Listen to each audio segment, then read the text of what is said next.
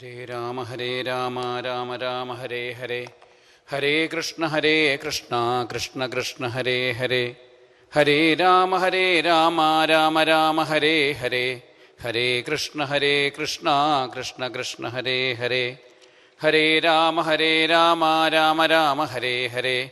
ഹരേ കൃഷ്ണ കൃഷ്ണ കൃഷ്ണ ഹരേ ഹരേ. ഹരേ രാമ രാമ രാമ ഹരേ ഹരേ.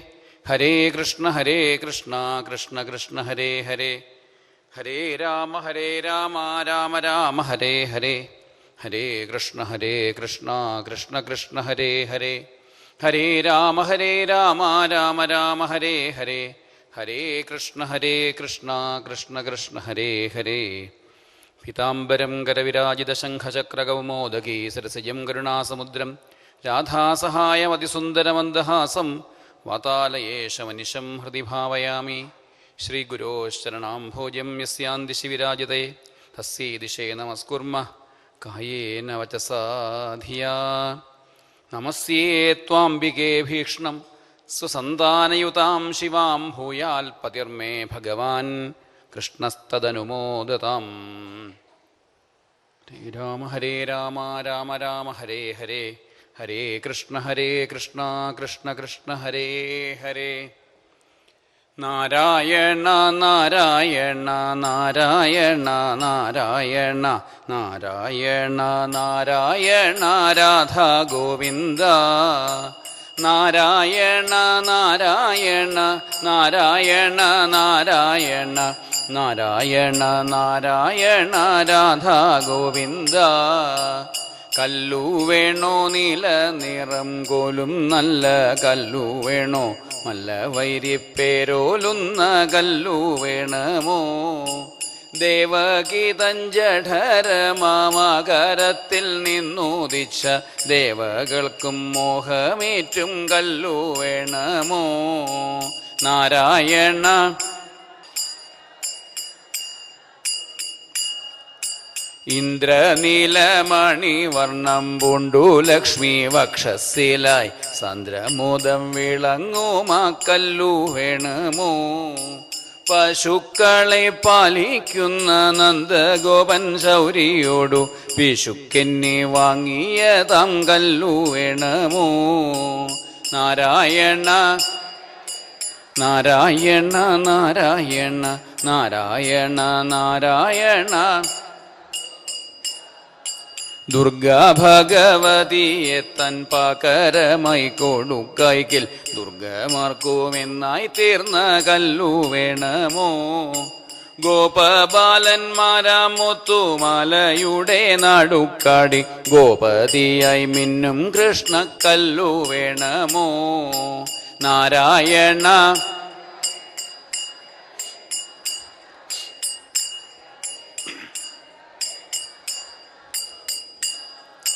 വല്ലവസ്ത്രീ നീകരത്തിൽ കൂജകഞ്ചകോരകത്തിൽ നല്ലവണ്ണം ലസിച്ചതാം കല്ലു വേണമോ. ഹൃദയത്തിൽ ധരിപ്പോരെ മായാബന്ധം മുറിച്ചുടൻ മുദബ്ധിയിലാഴ്ത്തിടുമാ കല്ലു വേണമോ. നാരായണ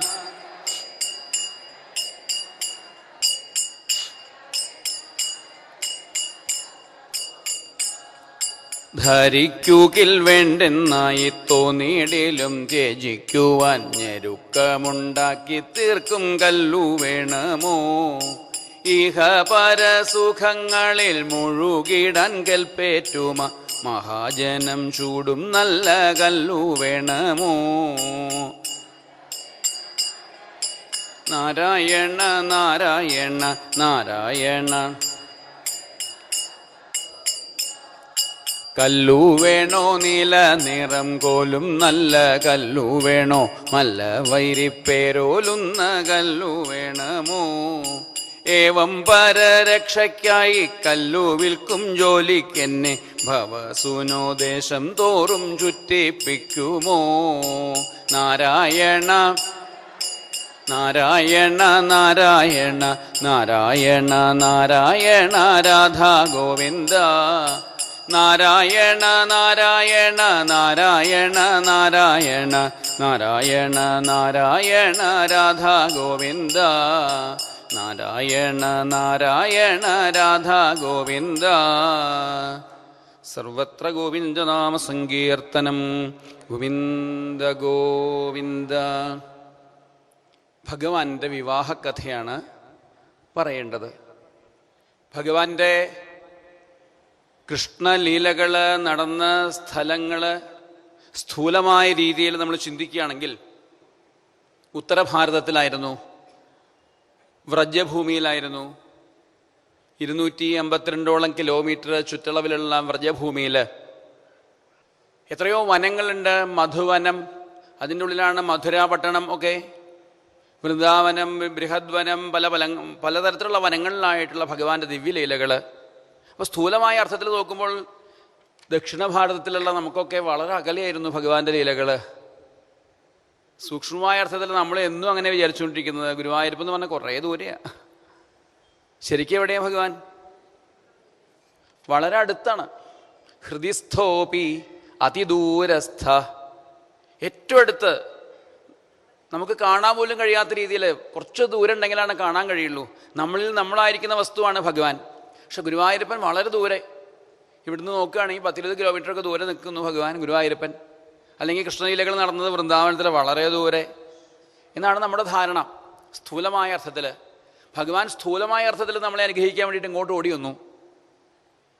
ദക്ഷിണ ഭാരതത്തിൽ ഗുജറാത്തിൻ്റെ അടുത്ത് ദ്വാരകാപുരി, സമുദ്രത്തിൻ്റെ മധ്യത്തിലുള്ള ദിവ്യമായ ദ്വാരകാപുരിയിൽ ഭഗവാൻ ഗൃഹസ്ഥാശ്രമം മുതലുള്ള ലീലകളൊക്കെ അവിടെ വെച്ചാണ് നടത്തുന്നത്.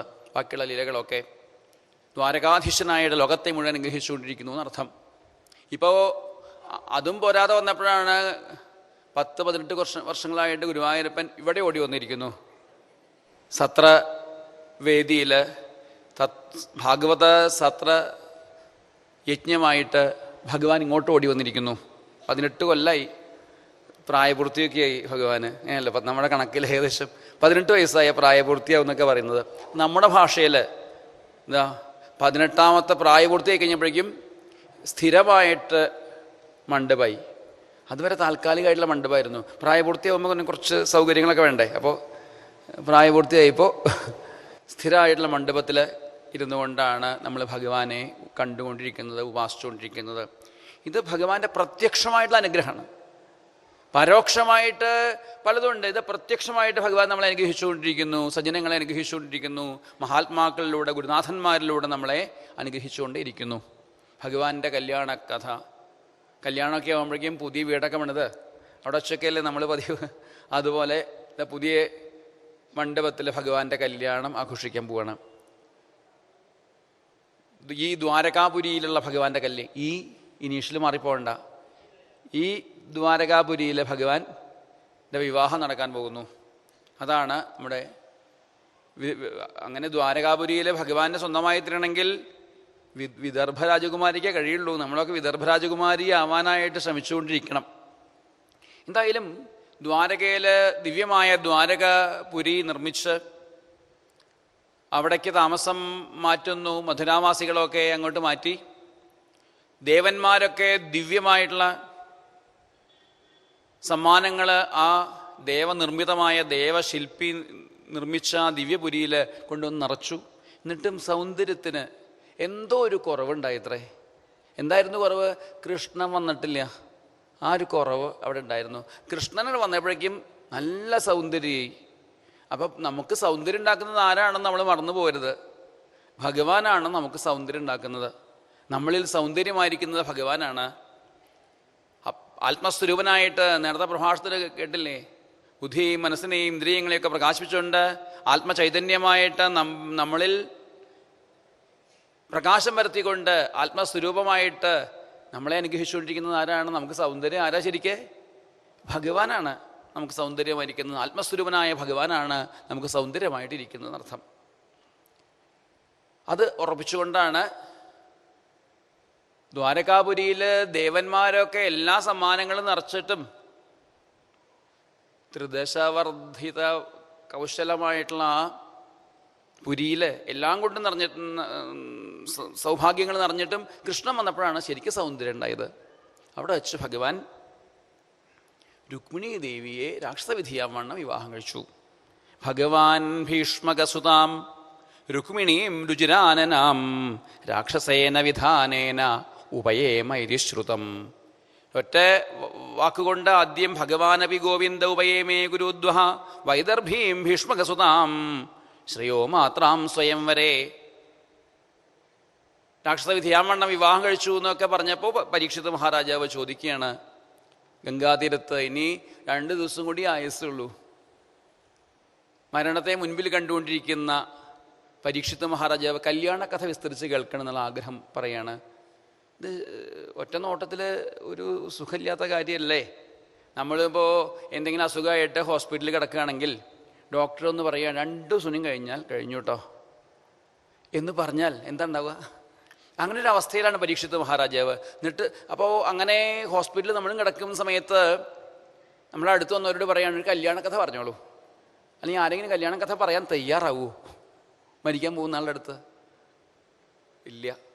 അപ്പോൾ ഒരിക്കലും പ്രത്യക്ഷമായ രീതിയിൽ നോക്കിക്കഴിഞ്ഞാൽ ഇത് ഒരിക്കലും ഉചിതമായിട്ടുള്ള കാര്യമല്ല പറഞ്ഞുകൊണ്ടിരിക്കുന്നത്.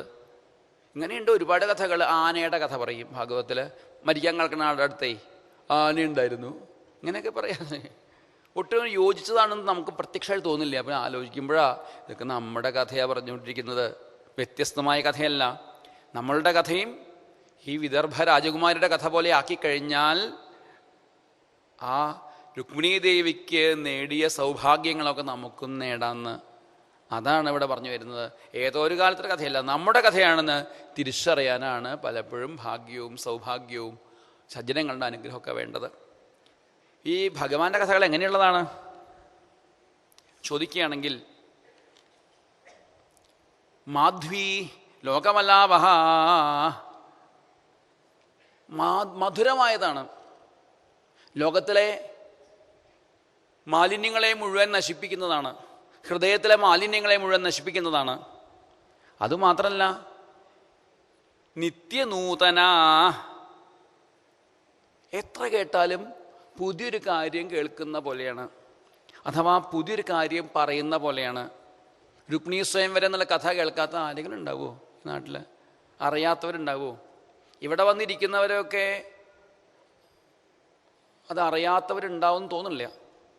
താഴത്തായിരുന്നപ്പോൾ, അഥവാ ഈ ബിൽഡിംഗ് ഉണ്ടാവണേക്കാളും മുമ്പാണെങ്കിൽ ചുറ്റും ധാരാളം കടകളൊക്കെ ഉള്ളതുകൊണ്ട് കടകളിലൊക്കെ ഒന്ന് പോയി വഴിതെറ്റി ചിലപ്പോൾ സത്രവേദിക്ക് വന്നു എന്ന് വരാം. ഇത് അതുകൂടി പറ്റില്ല. ഇനി അതും കഴിഞ്ഞ് വളരെ മുകളിലാണല്ലേ സത്രം, പ്രഭാഷണം മുകളിലാണല്ലേ, എന്നാൽ ശരി അങ്ങോട്ട് ഇല്ല എന്ന് പറഞ്ഞ് അങ്ങനെ തെരഞ്ഞെടുത്തിട്ടാൽ പിന്നെ ഇങ്ങോട്ട് വരാൻ പറ്റുള്ളൂ. അപ്പോൾ ജന്മാന്തരേ ഭവേൽ പുണ്യം തഥാ ഭാഗവതം ലഭേൽ, വളരെ പുണ്യം ഉണ്ടെങ്കിൽ ആ മുകളിലേക്ക് കയറി ഇവിടെ എത്താൻ പറ്റുള്ളൂ. ഇനി അത്യാവശ്യം മുകളിലേക്ക് കയറാൻ നടക്കാൻ പറ്റാത്തവർക്ക് ലിഫ്റ്റും ഒക്കെ ഉണ്ട്, അത്യാവശ്യക്കാർക്ക് ഒക്കെ. എന്നാലും ഇവിടെ വരണമെങ്കിൽ പുണ്യം ചെയ്യണം, വെറുതെ ഒന്നും വരാൻ കഴിയില്ല. ഭഗവാന്റെ മുമ്പിലേക്ക് വരണമെങ്കിൽ, ഭഗവത് കഥകളുടെ മുമ്പിലേക്ക് വരണമെങ്കിൽ മാധ്വി ലോകമലാവഹ നിത്യനൂതന,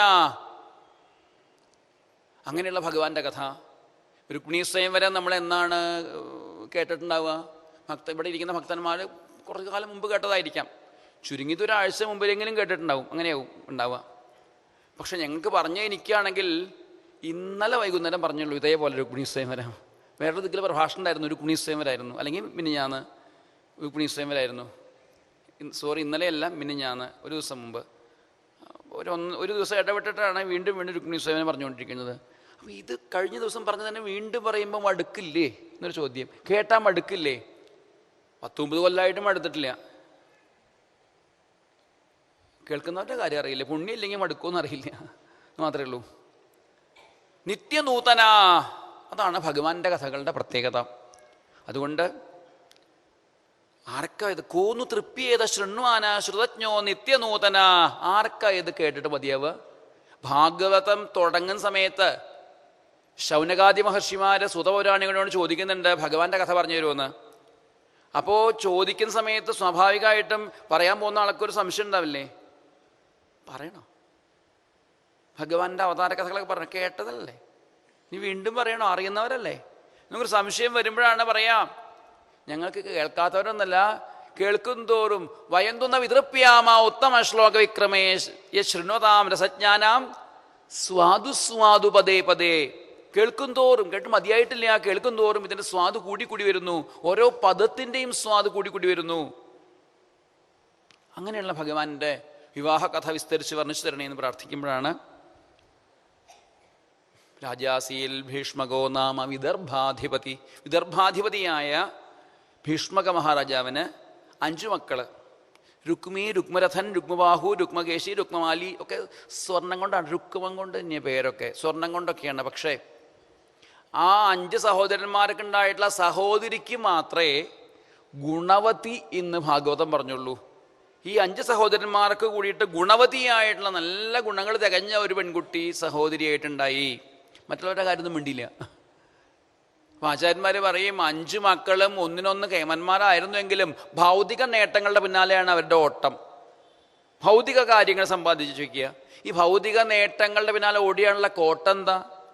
ഈ ഭൗതിക നേട്ടങ്ങൾ ഓരോന്നും നശിക്കുന്നതാണ്, ഇത് ഉണ്ടായതാണ്, നശിക്കുന്നതാണ്. എന്നാൽ നശിക്കാത്ത അവസ്ഥയിലേക്ക് എത്താനുള്ള ഒരു താല്പര്യം ഈ സഹോദരിക്കുണ്ടായിരുന്നു, രുക്മിണിക്കുണ്ടായിരുന്നു. അതാണ് രുക്മിണിയെ ഗുണവതി എന്ന് പറയാൻ കാരണം. അതുമാത്രമല്ല, വിദർഭ മഹാരാജാവ് അദ്ദേഹം ഭീഷ്മകനും ഭാര്യയും ഒക്കെ ഈ 5 മക്കള് ഒന്നിനൊന്ന് ഭൗതിക വിഷയങ്ങളുടെ പിന്നാലെ ഓടി നടക്കുന്നത് കണ്ടപ്പോൾ പരദേവതയെ ഭജിച്ച് ആ രുക്മിണ്യേഷാം സുസാസതി, ആ ലക്ഷ്മീദേവി തന്നെ രുക്മിണി എന്നുള്ള പേരിൽ അവതരിച്ചിരിക്കുന്നു. ഭഗവതിയുടെ അവതാരം ഉണ്ടായെന്ന് കേട്ട് മഹർഷിമാരൊക്കെ വരാൻ തുടങ്ങിയത്രേ, ധാരാളമായിട്ട് വരാൻ തുടങ്ങി. സത്സംഗത്തിന് കുട്ടിക്കാലത്ത് ഇഷ്ടം പോലെ അവസരങ്ങളുണ്ടായി രുക്മിണി ദേവിക്ക്. ഭഗവാന്റെ മധുരമായ കഥകൾ ഇങ്ങനെ കേൾക്കാൻ തുടങ്ങി. ഭഗവാന്റെ മഹത്വം ധാരാളമായിട്ട് കുട്ടിക്കാലത്ത് അറിയാൻ തുടങ്ങി. ഈ ഭാഗവതം ശരിക്കും കേൾക്കേണ്ടത് എപ്പോഴാ? കൗമാരാചരേൽ പ്രാജ്ഞോ ധർമാൻ ഭാഗവതാനിഹ. കൗമാരത്തില് മാരന്റെ വാണമേൽക്കാത്ത കൗമാരത്തിലാണ് വേണ്ടതെന്ന് പ്രഹ്ലാദൻ കുട്ടികൾക്ക് ഉപദേശിക്കുന്നുണ്ട്. പരമഭാഗവതനായിട്ടുള്ള പ്രഹ്ലാദ് മഹാരാജ് എന്നിട്ട് പറയട്ടെ, അദ്ദേഹം കുട്ടികൾക്ക് ഉപദേശിക്കുന്നുണ്ട്. ചെറിയ കുട്ടിയായിരിക്കുമ്പോൾ അദ്ദേഹം ഉപദേശിക്കുന്നത് 5 വയസ്സ് സമയത്താ. നമുക്കൊക്കെ ഉണ്ണികൃഷ്ണനെ, ഭഗവാനെ ഉണ്ണിക്കണ്ണനായിട്ട് അധികം ആൾക്കാർ കാണാറ്. കാര്യം വിവാഹം പറയാൻ പോവുകയാണെങ്കിലും മനസ്സിൽ നമുക്കൊക്കെ ഒരു ഭാവന ഉണ്ണിക്കണ്ണനായിട്ടാ. അതുപോലെ തന്നെയാണ് പ്രഹ്ലാദനും. അതുകൊണ്ട് തന്നെ കണ്ണാ എന്ന് വിളിക്കാറുണ്ട് ഭഗവാനും നമ്മൾ. അതുപോലെ പ്രഹ്ലാദ എന്ന് വിളിക്കാനും തോന്നും. അതുപോലെ ഉണ്ണിയായിട്ടുള്ള പ്രഹ്ലാദൻ പറയുന്നു, എന്ത്? കുട്ടിക്കാലത്ത് ഭാഗവതം കേൾക്കേണ്ടത്, കുട്ടിക്കാലത്താണ് ഭഗവാനെ കുറിച്ച് കേൾക്കേണ്ടത്. ആ വേണ്ട സമയത്ത് കുട്ടിക്കാലത്ത് കേട്ടാലോ അത് എല്ലാ കാലത്തേക്കും ഉപകാരമായിത്തീരും. കുട്ടിക്കാലത്ത് തന്നെ സത്സംഗത്തിലേക്ക് വരാനുള്ള ഭാഗ്യം ഉണ്ടായി. കുട്ടിക്കാലത്ത് വന്ന കുറച്ച് കുട്ടികളൊക്കെ ഇവിടെ കാണാം, അറ്റത്തൊക്കെ ഇരുന്നേർന്നു കുട്ടികളൊക്കെ, ചെറിയ കുട്ടികളൊക്കെ. പക്ഷെ അവർക്ക് ചിലപ്പോൾ പ്രഭാഷണം കേൾക്കുമ്പോൾ മുഴുവൻ ചിലപ്പോൾ കേട്ടിരിക്കാൻ പറ്റിക്കൊള്ളുന്നില്ല. എന്നാലും വേണ്ട, ഈ രംഗത്ത് വന്നിരുന്നുവല്ലോ, ഈ മന്ത്രങ്ങൾ മുഴങ്ങുന്ന സ്ഥലത്ത് വന്നിരുന്നാൽ തന്നെ, എങ്ങനെയെങ്കിലും ഈ പുണ്യഭൂമിയിൽ എത്തിയാൽ തന്നെ എന്തെങ്കിലും അവർക്ക് കേൾക്കാനുള്ള അവസരം ഉണ്ടാവും, ഭാഗ്യം ഉണ്ടാവും തീർച്ചയായിട്ടും. അങ്ങനെ കുട്ടിക്കാലത്ത് തന്നെ സത്സംഗത്തിലേക്ക് വരാനുള്ള ഭാഗ്യം ഉണ്ടായി രുക്മിണി ദേവിക്ക്. അങ്ങനെ മഹർഷിമാരുടെ മുഖത്തിലൂടെ ഭഗവത് കഥകൾ കേട്ട് കേട്ട് ഒരു കാര്യം ബോധ്യമായി, ആരാണ് ഭഗവാൻ, ഭഗവാന്റെ മഹത്വം എന്താണെന്ന് ബോധ്യമായി. അതുകൊണ്ട് തന്നെ വിവാഹപ്രായമായ രുക്മിണി ദേവി മനസ്സുകൊണ്ട് ഭഗവാനെ ഭർത്താവായിട്ട് വരിച്ചു. മനസ്സുകൊണ്ട് ഭഗവാനെ ഭർത്താവായിട്ട് വരിച്ചാൽ ഭഗവാൻ അറിയുമോ? നമ്മളിവിടെ ഇരുന്ന ഒരാളെ മനസ്സുകൊണ്ട് ഭർത്താവ് വരിച്ചു കഴിഞ്ഞു, എന്നിട്ട് വല്ല കാര്യമുണ്ടോ ചോദിച്ചു കഴിഞ്ഞാൽ, ഇവിടെ വരിച്ചിരിക്കുന്നത് സാധാരണ ഒരാളെ അല്ല. അവതരിക്കുമ്പോൾ തന്നെ പറഞ്ഞിട്ടുണ്ട്, സർവഗുഹാശയ, സർവഗുഹാശയനായിട്ടുള്ള ഭഗവാനെയാണ് വരിച്ചിരിക്കുന്നത് മനസ്സുകൊണ്ട്. അതുകൊണ്ട് ഭഗവാനും തീരുമാനിച്ചു അത്രേ, താം ബുദ്ധിലക്ഷണ ഔദാര്യ രൂപശീല ഗുണാശ്രയാം കൃഷ്ണശ്ച സദൃശീം ഭാര്യാം സമുദ്വോഢും മനോദധേ.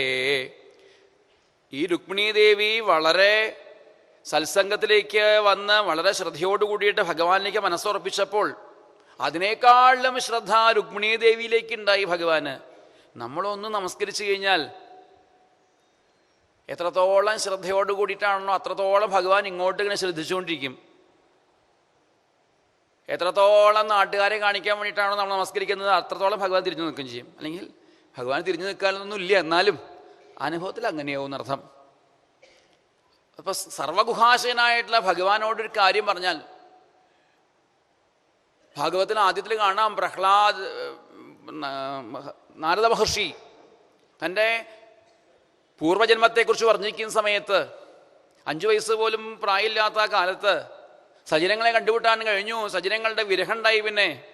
പിന്നെ ഭഗവാന്റെ നാമസങ്കീർത്തനമായിട്ട് ഹരേ നാരായണ ഹരേ നാരായണ ഹരേ നാരായണ ഹരേ നാരായണ ഭഗവാനെ ധ്യാനിച്ചുകൊണ്ടിരിക്കുന്നു. ക്രമേണ അമ്മ മരിച്ചു. എല്ലാം വിട്ടങ്ങോട്ട് വടക്കോട്ട് യാത്രയായി. ഏതോ പുണ്യഭൂമിയിലിരുന്ന് അദ്ദേഹം ഭഗവാന്റെ മധുരമായ സ്വരൂപകനെ ധ്യാനിക്കുമ്പോൾ ഭഗവത് അനുഭവം ഉണ്ടായി. ഭഗവാൻ ഓടി വന്ന് പിന്നിൽ ഇങ്ങനെ ഓടി വന്ന് കെട്ടിപ്പിടിച്ച് ഉമ്മ വയ്ക്കുന്ന അതേ അനുഭവം ഉണ്ടായി. നാപശ്യമു ഭയം മുനേ ആനന്ദ സംപ്ലവേലീനോ നാപശ്യമു ഭയം മുനേ. കുറച്ചു നേരം ആനന്ദനുഭവിച്ചു, നഷ്ടപ്പെട്ടു. ആ പിഞ്ചുമാലൻ കണ്ണു തുറന്നു നോക്കുമ്പോൾ ഭഗവാനൊന്നും കാണാനില്ല. രണ്ട് പൊട്ടിക്കറിയാണ്, വാശി പിടിക്കണം, ഇപ്പൊ ഭഗവാനെ കാണണമെന്ന് പറഞ്ഞുകൊണ്ട്. ആരോരുമില്ലാത്ത കാട്ടിലിരുന്ന് വാശി പിടിച്ചാൽ ഭഗവാനെ കാണുമോ? ആരെങ്കിലും വിളി കേൾക്കുമോ? ഇല്ല എന്ന് നമ്മൾ വിചാരിക്കുക. പക്ഷെ നമ്മളെ എവിടെ ഇരുന്ന് വിളിച്ചാലും വിളി കേൾക്കും. എവിടെ ഇരുന്ന് കരഞ്ഞാലും കരച്ചിന് ആത്മാർത്ഥമാണെങ്കിൽ വിളി കേൾക്കാൻ ആൾക്കാരുണ്ടാവും. എവിടെ ഭഗവാൻ ഇല്ലാത്തത്? അപ്പം നമ്മുടെ വിളി, നമ്മുടെ കരച്ചിൽ ആത്മാർത്ഥമാവണം. അന്ന് ആ പുണ്യ ബാലൻ, ആ നാരദ മഹർഷി പൊട്ടിക്കരഞ്ഞപ്പോൾ ഉടനെ ദർശനം കിട്ടി, അല്ലെങ്കിൽ ഉടനെ അനുഭവം ഉണ്ടായി, അമൃതമൊഴികളുണ്ടായി. ഈ ജന്മത്തിൽ ഇത്രയേ എന്നെ കാണാനുള്ള ഭാഗ്യമുള്ളൂ, അടുത്ത ജന്മത്തിൽ എന്നും എന്നെ കാണാം. പിന്നെ നോക്കി നടക്കുകയാണത്രേ ആ ഭഗവാന്റെ ദർശനം. ഈ ജന്മം കഴിഞ്ഞിട്ട് വേണ്ടേ ഭഗവാനെ കിട്ടാൻ? നോക്കി നടക്കുക അത്ര. കാലം പ്രതീക്ഷൻ വിമതോ വിമത്സര. കാലത്തെ പ്രതീക്ഷിച്ചുകൊണ്ട്. ഏത് കാലത്തെ? കാലനെ പ്രതീക്ഷിച്ചുകൊണ്ട്. ഈ ശരീരം ഒന്ന് വീണ് പോയിട്ട് വേണ്ടേ എൻ്റെ ഭഗവാനെ കാണാൻ, എനിക്ക് അനുഭവമായി തരാൻ. പാമ്പിൻ്റെ പൊത്തിൽ പോയിട്ട് കാലം അങ്ങോട്ട് വെച്ച് കൊടുക്കുകയാണ്. ഒന്ന് കടിച്ചു കിട്ടിയിട്ട് വേണം, ദേഹം വെടിഞ്ഞിട്ട് വേണം എനിക്കെൻ്റെ ഭഗവാനെ കാണാൻ. എന്നിട്ടും കടിച്ചില്ല അത്രേ. അതിനെ മറിച്ച് കാലം വന്നാലോ നമ്മൾ വിചാരിച്ചില്ലെങ്കിൽ ഇങ്ങോട്ടൊന്ന് കടിക്കും. അല്ലേ? കുട്ടികളെയൊക്കെ ക്ലാസ്സിൽ പോയിട്ട് പാമ്പ് കടിക്കണു. നാരദ മഹർഷിക്ക് അങ്ങനെയല്ല. അങ്ങോട്ട് പോയിട്ട് പാമ്പിൻ്റെ പൊത്തിൽ പോയിട്ട് കാല് വെച്ചിട്ടും കടിച്ചില്ല, സമയമായിട്ടില്ല അത്രേ. പിന്നെ നാമാന്യനന്ദസ്യ തത്ര പഠൻ ഗുഹ്യാനി ഭദ്രാണി കൃതാനി ച സ്മരൻ. സഞ്ചരിച്ചു, എല്ലാം മറന്നുകൊണ്ട് ഭഗവാൻ നാമസങ്കീർത്തനമായി സഞ്ചരിച്ചു. ഭഗവാന്റെ അടുത്ത് എത്തിച്ചേർന്നു. അനുഭവമായി ഭഗവാനെ, സ്വന്തമായി ഭഗവാനെ. ഇവിടെയും ഭഗവാനെ മനസ്സുകൊണ്ട് ഭർത്താവായിട്ട് വരിച്ചപ്പോൾ ഭഗവാൻ ഇങ്ങോട്ടും വരിച്ചു അത്രേ. ഞാൻ തീരുമാനിച്ചു രുക്മിണീ ദേവിയെ സ്വന്തമാക്കാൻ ഞാനും തീരുമാനിച്ചു എന്ന്. ഭകൃഷ്ണശ്ച സദൃശീം ഭാര്യാം സമുദ്ദോഢും മനോദുധേ ബന്ധൂനാം ഇച്ഛതാം ദാതും കൃഷ്ണായ ഭഗിനീം നൃപ. ബന്ധുക്കളും കൃഷ്ണനായിക്കൊണ്ട് കൊടുക്കാൻ തീരുമാനിച്ചു. അച്ഛൻ, അമ്മ, അവർക്കും കൃഷ്ണൻ തന്നെയാണ്, ജഗദീശ്വരനായ ഭഗവാന് തന്നെ വേണം മകളെ സമർപ്പിക്കാമെന്ന് ബോധ്യമുണ്ട്. പക്ഷേ സഹോദരന്മാര് 5 പേരുണ്ട്, ഭൗതികവാദികളാ. അവർക്കിതൊന്നും, അവർക്കൊക്കെ ചില ഡിഗ്രിയുള്ള ആൾക്കാരെ ഇഷ്ടമുള്ളൂ പ്രത്യേകമായിട്ട്. ശിശുപാലൻ, കൃഷ്ണദ്വിഡ്, ചില ഡിഗ്രിക്കൊക്കെ അങ്ങനെ പേരുണ്ടാവില്ല, എന്ന് പറയല്ലോ, BEd, MD, അതുപോലെ ഇങ്ങനെയുള്ള ഡിഗ്രി ഉള്ളവരെ ഇഷ്ടമുണ്ടാവുള്ളൂ അത്ര. കൃഷ്ണദ്വിഡ്, കൃഷ്ണദ്വേഷികളെ മാത്രമേ ഇഷ്ടമുള്ളൂ. കൃഷ്ണന്ന് പറഞ്ഞ ദേഷ്യം വരുന്ന ആൾക്കാരാണ്. കൃഷ്ണന്ന് കേട്ട അപ്പം കലി വരും. അങ്ങനെയുള്ള ആൾക്കാരാണ് ഇപ്പൊ കൂട്ടുകാരൊക്കെ ആയിട്ട്. അതിലെ ഏറ്റവും കൃഷ്ണദ്വേഷിയായിട്ടുള്ള ആൾക്ക് മകളെ വിവാഹം കഴിച്ചെടുക്കാൻ തുടങ്ങും. അങ്ങനെ തീരുമാനം. യോഗ്യത അങ്ങനെയാണ്. സഹോദരി വിവാഹം കഴിക്കാനുള്ള യോഗ്യത ആരാ? ഏറ്റവും കൂടുതൽ കൃഷ്ണദ്വേഷി ആരാണോ അവർക്ക് കൊടുക്കുക. അവസാനം ശിശുപാലന് കൊടുക്കാൻ തീരുമാനിച്ചു. ശിശുപാലനെ വിവാഹം കഴിച്ചു കൊടുക്കാനായിട്ട് തീരുമാനിച്ചു. വിവാഹത്തിൻ്റെ 2 ദിവസം മുമ്പൊക്കെയാണ് അത്ര രുക്മിണി ദേവി പോലും വിവരം അറിയുന്നത്. ആ സാധ്വി തളർന്നുപോയി. ഇവിടെ സൂചിപ്പിച്ചു പോവുകയുള്ളൂ. എന്ത്? തദവേത്യാസിതാപാംഗീ വൈദർഭീ ദുർമനാഭൃശം വിചിന്യാപ്തം ദ്വിജങ്കഞ്ചിൽ കൃഷ്ണായ പ്രാഹിണോദ്രുതം. അസിതാപാംഗീ, രുക്മിണി ദേവിയെ കുറിച്ച് പറയാം. അസിതാപാംഗീ, കറുത്ത കടക്കണ്ണുകളോടുകൂടിയവൾ പോരാ, ആ ആസിതനായിട്ടുള്ള, അങ്ങനെയാണല്ലോ ഭഗവാനെ കുറിച്ച് കറമ്പെന്നൊക്കെയാണല്ലോ ചീത്തപ്പേര് ഭഗവാന്. അസിതൻ എന്ന് പറഞ്ഞാൽ കറുത്തവെന്നാണല്ലോ അർത്ഥം. അപ്പം അസിതാപങ്കി, ആ അസിതനിൽ, കറുത്തവനിൽ തന്നെ നോക്കിക്കൊണ്ടിരിക്കുന്ന, ഭഗവാനെ തന്നെ നോക്കിക്കൊണ്ടിരിക്കുന്നവനെയാണ് അസിതാപാങ്കി. ബാക്കിയുള്ള വിഷയങ്ങളിലേക്കൊന്നും കണ്ണില്ല എന്ന്, ഭഗവാനിലേക്കാ കണ്ണുള്ളൂ. ഭഗവാനെ തന്നെ നോക്കിക്കൊണ്ടിരിക്കുന്ന ആ അസിതാപാങ്കി തന്നെ ശിശുപാലിന് വിവാഹം കഴിച്ചു കൊടുക്കുക എന്നുള്ള വിവരം അറിഞ്ഞു 2 ദിവസം മുമ്പ്. അമ്മയോട് പറഞ്ഞു നോക്കി, സഹോദരന്മാരെ അറിയിച്ച് എന്തെങ്കിലും ഒരു മാറ്റം ഉണ്ടാകാൻ പറ്റുമോ നോക്കി, ഇത്ര ഒന്നും നടക്കില്ല എന്ന് ബോധ്യമായി. ആചാര്യന്മാർ പറയും പരദേവതയായിട്ടുള്ള ഭഗവതിയുടെ മുമ്പിൽ പോയിട്ട് പൊട്ടിക്കരഞ്ഞു എന്നൊക്കെയാണ്. അപ്പോഴാണ് ഒരു ബ്രാഹ്മണൻ ദ്വിജം കഞ്ചിൽ കൃഷ്ണായ പ്രാഹിണോദ്രുതം, വേഗം ഒരു ബ്രാഹ്മണനെ അങ്ങോട്ട് ഭഗവാന്റെ അടുത്തേക്ക് വിവരം പറയാനായിട്ട് അയക്കുന്നു എന്ന് മാത്രം പറഞ്ഞു നിർത്തി. ബാക്കിയുടെ പുരാണങ്ങളിലൊക്കെയാണ് പൊട്ടിക്കരയുന്ന രുക്മിണിയെ സമാധാനിപ്പിക്കുന്നു ആ ബ്രാഹ്മണൻ. ആചാര്യന്മാരുടെ അഭിപ്രായത്തിൽ രാമായണമൊക്കെ പറയാൻ വന്ന ബ്രാഹ്മണനാത്രേ. രാമായണമൊക്കെ ഒന്ന് വായിക്കാൻ വരുന്ന ബ്രാഹ്മണനാ, വായനക്കാരനാ. എന്താ അങ്ങനെ കരയുന്നത്? നമ്മുടെ നാട്ടു നടപ്പൊക്കെ അനുസരിച്ച് വിവാഹം നിശ്ചയിച്ച കരയേണ്ട ആവശ്യമില്ല. അതിനുള്ള അവസരം വിവാഹം കഴിഞ്ഞ ഇഷ്ടം പോലെ ഉണ്ടല്ലോ. ഇങ്ങനെ വിവാഹം നിശ്ചയിച്ചപ്പോൾ തന്നെ ഇന്ന് കരയേണ്ട വല്ല കാര്യമുണ്ടോ? എന്താ കാര്യം പറയൂ. കാര്യമൊക്കെ പറഞ്ഞു കൊടുത്തു. ഞാൻ എന്നെ ഭഗവാൻ സമർപ്പിച്ചിട്ടുണ്ട്, ഒരു ശിശുപാലിന് തൊടാനായി സമ്മതിക്കില്ല എന്നാണ്.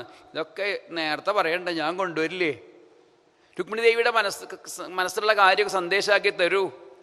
സന്ദേശമാക്കി കൊടുത്തു. അതിവേഗത്തില് ദ്വിജസുതോപി തൂർണ്ണമുപായയൗ, ആ ദ്വിജസുതന് ചിറക് മുളച്ചു, പറന്നു ദ്വാരകയിലേക്ക്. ദ്വാരകാംസ സമഭ്യേത്യ പ്രതീഹാരൈ പ്രവേശിത അപശ്യതാദ്യം പുരുഷം ആസീനം കാഞ്ചനാസനെ. ദിവ്യ സ്വരൂപനായിട്ട് ദ്വാരകാധീശനായിരിക്കുന്ന ആ ഭഗവാനെ കണ്ടു. ആദിപുരുഷനായിട്ടുള്ള ഭഗവാനെ കണ്ടു. ദ്വാരകയിലെത്തിയപ്പോഴേ അവിടെ ഇരിക്കുന്ന ഭഗവാനെ കണ്ടു. ദ്വാരകപാലന്മാരൊക്കെ ദാ ഈ മഹാബ്രാഹ്മണനെ സ്വീകരിച്ചു കൊണ്ടുപോകുമ്പോഴേ അതിനൊക്കെ അപ്പുറത്ത് യോഗാധീശനായിട്ടുള്ള, യോഗേശ്വരനായിട്ടുള്ള, മൂർത്തിത്രയേശ്വരനായിട്ടുള്ള, ദ്വാരകാധീശനായിട്ടുള്ള ഭഗവാനെ കണ്ടു ആ ബ്രാഹ്മണൻ. ഭഗവാനാണെങ്കിൽ ബ്രാഹ്മണനെ കണ്ടപ്പോഴേക്കും ഓടി വന്ന് പിടിച്ച് സിംഹാസനത്തിൽ ഇരുത്തി കാല് കഴിക്കുന്നു, പൂജിക്കുന്നു. നിങ്ങളെപ്പോലുള്ള സജ്ജനങ്ങൾക്ക് സ്വസ്ഥത ഉണ്ടെങ്കിൽ, സമാധാനം ഉണ്ടെങ്കിൽ ലോകത്തിന് മുഴുവൻ ഐശ്വര്യം ഉണ്ടാവും. സജ്ജനങ്ങൾക്ക് സമാധാനം ഉണ്ടായാൽ മതി ലോകത്തിൽ. അവരുടെ മനഃശുദ്ധി കൊണ്ട് തന്നെ ലോകത്തിന് മുഴുവൻ സൗഭാഗ്യം ഉണ്ടാവും എന്നുള്ള ഭാവത്തിൽ കാല് കഴിച്ച് പൂജിക്കുന്നു. സുഖല്ലേ? നിങ്ങൾക്ക് മാത്രമേ ലോകത്തിൽ സുഖമാണോ ചോദിക്കണ്ടു. നിങ്ങൾക്ക് സുഖമാണെങ്കിൽ ലോകത്തിൽ എല്ലാവർക്കും സുഖവും. ഇതാണ് അതിൻ്റെ ഒരു പ്രത്യേകത. അതുകൊണ്ട് സുഖല്ലേ എന്നൊക്കെ ചോദിക്കുന്നുണ്ട്. ഒക്കെ കഴിഞ്ഞ് ഇപ്പം ഇവിടുന്ന് ഇത്ര കഷ്ടപ്പെട്ട് അങ്ങ് ഇവിടെ വരാനുള്ള എന്താ കാരണം? എന്തെങ്കിലും ഒരു കാരണം ഉണ്ടാവുമല്ലോ. സമുദ്രമൊക്കെ തരണം ചെയ്ത് ഇവിടെ ഇങ്ങനെ എത്താൻ എന്തെങ്കിലും കാരണം ഉണ്ടാവും. എന്താണ് പറയൂ എന്നുള്ള ഭാവത്തിൽ. അപ്പോൾ നമ്മുടെ ഭാഷയിലൊക്കെ പറഞ്ഞാൽ ഒരു എഴുത്ത് തന്നിട്ടുണ്ട്. എവിടുന്ന് വരെ? വിദർഭയിൽ നിന്ന് വരിക. അത് എഴുത്തായിട്ട് വന്നിരിക്കുക. വിവാഹം അവിടെ ഒരു വിവാഹമൊക്കെ ആണെന്ന് കേട്ടു. വിവാഹത്തിന് ക്ഷണക്കത്തൊന്നാണോ? അങ്ങനെയുള്ള ക്ഷണക്കത്തല്ല, വിവാഹം നിശ്ചയിച്ച പെൺകുട്ടിയുടെ എഴുത്ത് തന്നിട്ടുണ്ട്. അതാണ് ഇപ്പോൾ അതും കൊണ്ടാണ് വന്നിരിക്കുന്നത്. ഭഗവാന് ആ എഴുത്ത് കൊടുത്തു. വ്യാഖ്യാനത്തിന് ആചാര്യന്മാർ പറയും ഭഗവാനൊന്നും വായിക്കാൻ പറ്റുന്നില്ല അത്രേ. രുക്മിണി ദേവിയുടെ എല്ലാം മറന്നുകൊണ്ടുള്ള ഭഗവാനോടുള്ള പ്രേമം കണ്ട് ഭഗവാന്റെ ഹൃദയം പോലും ആർദ്രമായി, കണ്ണ് നിറഞ്ഞിട്ട് വായിക്കാൻ പറ്റുന്നില്ല അത്രേ. എന്നിട്ട് ബ്രാഹ്മണനോട് അങ്ങ് തന്നെ വായിച്ചോളൂ എന്നുള്ള ഭാവത്തിൽ ബ്രാഹ്മണൻ തന്നെയാണ് വായിച്ച് കേൾപ്പിക്കുക രുക്മിണി ദേവിയുടെ സന്ദേശം.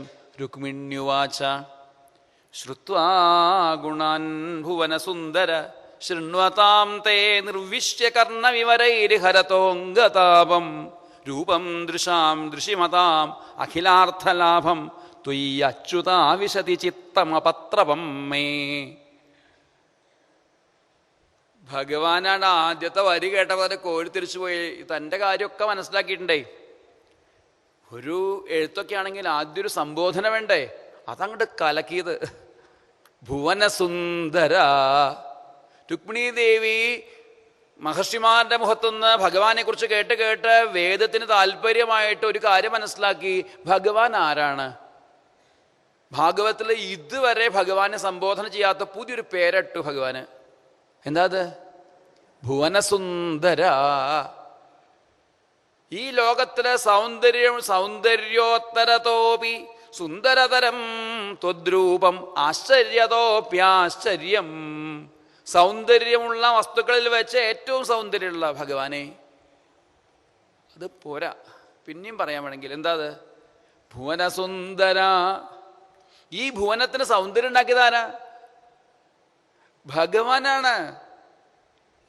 യതോ വാ ഇമാനി ഭൂതാനി ജായന്തേ ഏന ഭൂതാനി ജീവന്തി യൽ പ്രവിശന്തി അഭിസംവിശന്തി തദ് ബ്രഹ്മവിജ്ഞാസസ്വ. അതാണല്ലോ ജന്മാദ്യസ്യത. നേരത്തെ പറഞ്ഞില്ലേ, ആഭരണങ്ങള് സ്വർണ്ണം ഉണ്ടാക്കി വെച്ചു, സ്വർണം കൊണ്ട് കുറെ പണ്ടുണ്ടാക്കി, അവസാനം സ്വർണ്ണാക്കി. ആദ്യവും അവസാനം എന്താ? ആദ്യം അവസാനം ഉള്ളത് തന്നെയല്ലേ മധ്യത്തിലുണ്ടാവുക. അതുപോലെ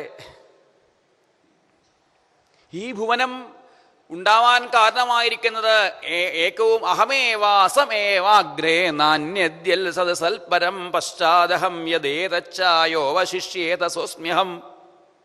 ഞാൻ മാത്രമേ ഉള്ളൂ ഇവിടെ. ഭഗവാൻ ആദ്യം പറഞ്ഞത് അതാ, ഭാഗവത്തിന് സാരം അതാ. ഞാൻ മാത്രമേ ഉണ്ടായിരുന്നുള്ളൂ, ഞാൻ മാത്രമേ ഉള്ളൂ, ഞാൻ മാത്രമേ ഉണ്ടാവുകയുമുള്ളൂ. ഈ ഭുവനം ഉണ്ടാവുന്നതിന് മുമ്പ് എന്താ ഉണ്ടായിരുന്നത്? ഭഗവാൻ മാത്രമേ ഉള്ളൂ അത്രേ. ഈ ഭുവനമായിരിക്കുമ്പോൾ ഇതിൻ്റെ ഉടുമ്പാവുമായത് എന്താണ്? ഭഗവാൻ മാത്രമാണ്. അത് കാണാൻ പറ്റുന്നില്ല എന്ന് മാത്രമേ ഉള്ളൂ. നമുക്ക് വസ്ത്രങ്ങളൊക്കെ കാണാറുണ്ട്, നൂല് കാണാറുണ്ടോ? വസ്ത്രങ്ങളുടെ മെറ്റീരിയൽ എന്താണെന്ന് നമ്മൾ തിരിച്ചറിയാറുണ്ടോ? അതില്ല. ഓരോ വസ്ത്രങ്ങളും ഓരോ സാധനങ്ങളും കാണുമ്പോൾ ഇതെങ്ങനെ ഉണ്ടാക്കി, ഇത് എന്താണെന്ന് പോലും നമുക്ക് മനസ്സിലാവുന്നില്ല. ഈ ഹാർഡിലേക്ക് കയറിയിരുന്നപ്പോൾ എന്തൊക്കെയോ കണ്ടു. എന്തൊക്കെയാണ് ഇത്, എങ്ങനെയാണ് നിർമ്മിച്ചത്, അല്ലെങ്കിൽ ഇതിൻ്റെ ആധാരം എന്താ, നമുക്ക് പെട്ടെന്ന് ബോധ്യം വരില്ല. എന്ന് ആലോചിക്കുമ്പോൾ മുകളിലൊരു ഷീറ്റ് വിരിച്ചിട്ട് കെട്ടിയിട്ടുണ്ടാവും അല്ലേ? നമുക്ക് അങ്ങനെയല്ലേ കണ്ടുപഠിക്കുക. ഇതുപോലെ ഈ പ്രകൃതിയുടെ എല്ലാത്തിനും ആധാരമായത് ആരാണ്? ഭഗവാൻ തന്നെയാണ്. ഈ ഭുവനത്തിന് സൗന്ദര്യം കൊടുക്കുന്നത് ആരാണ്? ഭഗവാൻ തന്നെയാണ്. അതുകൊണ്ടാണ് ഭുവനസുന്ദര എന്ന് വിളിച്ചത്. ഭഗവാനെ അവിടുത്തെ ഗുണഗണങ്ങളെ ശ്രുത്വാ ഗുണാൻ ഭുവനസുന്ദര ശൃണ്വതാം തേ. സജ്ജനങ്ങളുടെ മുഖത്തിലൂടെ ഒഴുകി വരുന്ന ഭഗവത് കഥാമൃതം പാനം ചെയ്ത് അത് കേൾക്കുമ്പോൾ തന്നെ എന്താ? ചെവിയിലൂടെ ശ്രോത്രാഞ്ജലി ഉപസ്പൃശ്യ ധുനുതേ കർമ്മവാസനാം. ഭാഗവത സ്വരൂപനായ ഭഗവാൻ അഥവാ ഭഗവാന്റെ കഥാമൃതം ചെവിയിലൂടെ ഉള്ളിലേക്ക് പോയി കഴിഞ്ഞാൽ ഹൃദയത്തിലെ മാലിന്യങ്ങളെ മുഴുവൻ നശിപ്പിക്കും, കർമ്മവാസനകളെ മുഴുവൻ നശിപ്പിക്കും. ഭഗവത് സ്വരൂപമായി തീരുന്നു ഹൃദയം. ഹരതോംഗതാപം. എല്ലാ ദുഃഖങ്ങളെയും എല്ലാ അംഗതാപങ്ങളെയും നശിപ്പിക്കുന്നതാണ് ഭഗവാന്റെ കഥാശ്രവണം തന്നെ. ഭഗവാന്റെ മധുരമായ കഥകൾ തന്നെ അത്രയും മധുരമുള്ളതാണെങ്കിൽ പിന്നെ ഭഗവാന്റെ കാര്യം പറയാനുണ്ടോ? രൂപം ദൃശാം ദൃശിമതാം അഖിലാർത്ഥലാഭം. കണ്ണുള്ളവർക്ക് കണ്ണനെ കാണാൻ ഭാഗ്യമുണ്ടായാൽ ലോകത്തിലെ ഇനി വേറൊന്നും നേടാനില്ല. അഖിലാർത്ഥലാഭം. നേടേണ്ടതൊക്കെ നേടിക്കഴിയും, പിന്നെ ഒരു ആഗ്രഹവും ബാക്കി ഉണ്ടാവില്ല. ആനന്ദമൂർത്തിയായ ഗുരുവായൂരപ്പനെ കണ്ണുകൊണ്ട് കാണാൻ കഴിഞ്ഞാൽ പിന്നെ എന്താ ഈ ലോകത്തിൽ ബാക്കിയുള്ളത് അനുഭവിക്കാൻ?